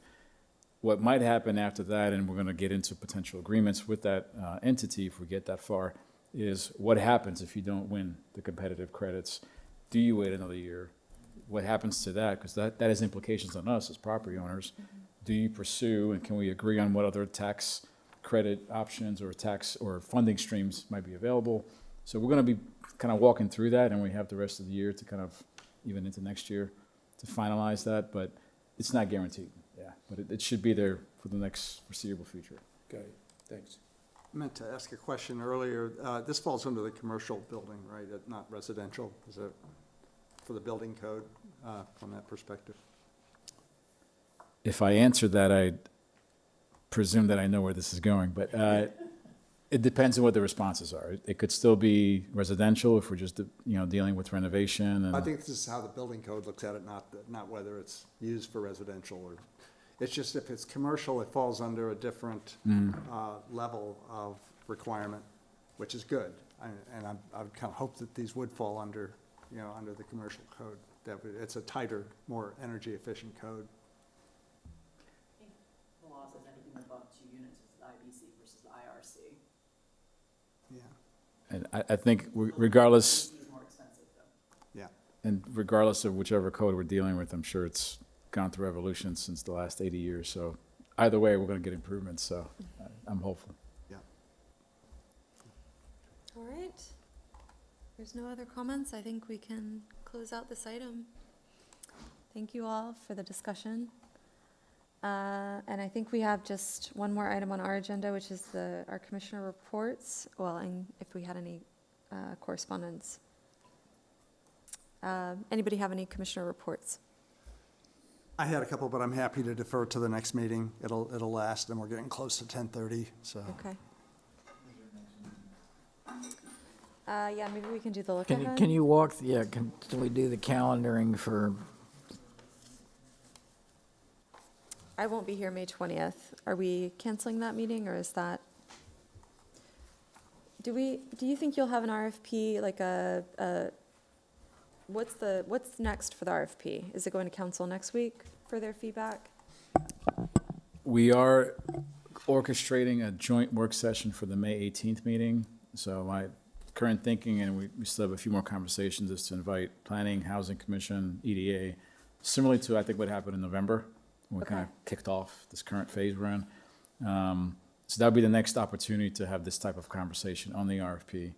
I think what we're working with, and the rest of our team, is to return to that document and provide a more comprehensive look ahead as we get into the fall, perhaps even the end of the year, since I think we're getting some more clarity about what our current active items are doing from a council schedule perspective, which might allow us, now that we're entering into some more predictable stages of those items, what and how could the Planning Commission play a role with introductory scoping conversations, work sessions, and public hearings. Okay, So we should great. have that for you soon. So there might be a joint meeting on May 18th, and that would replace the May 20th meeting for the Planning Commission. Is that right? Like, should we count on May 20th being canceled? Do we have any particular items that night? Not scheduled. Yeah, I think the few items that could have come back, they've not been filed, or we won't have them in time for that meeting. But we'd be with council on the 18th. You can confirm. I think that might be the best approach, is to cancel that and just meet with the 18th. Okay, as a joint meeting with council Mhm. and Housing Commission Correct. and EDI. That's going to be a full Well, we already know room. some people are out of town that week, Yeah. so I feel better about the capacity issue. Okay. One thing that I sent Jack a note about the schedule is that I do need to bring the council priorities Mhm. for 27, 28.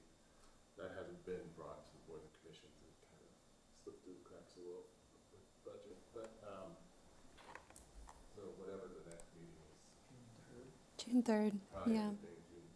Sure, that'd be great, Ms. Serkin. Okay. So, May 18th, and then June 3rd. I think I would pencil those dates in, and we'll hear from staff to confirm. Sounds good. All right.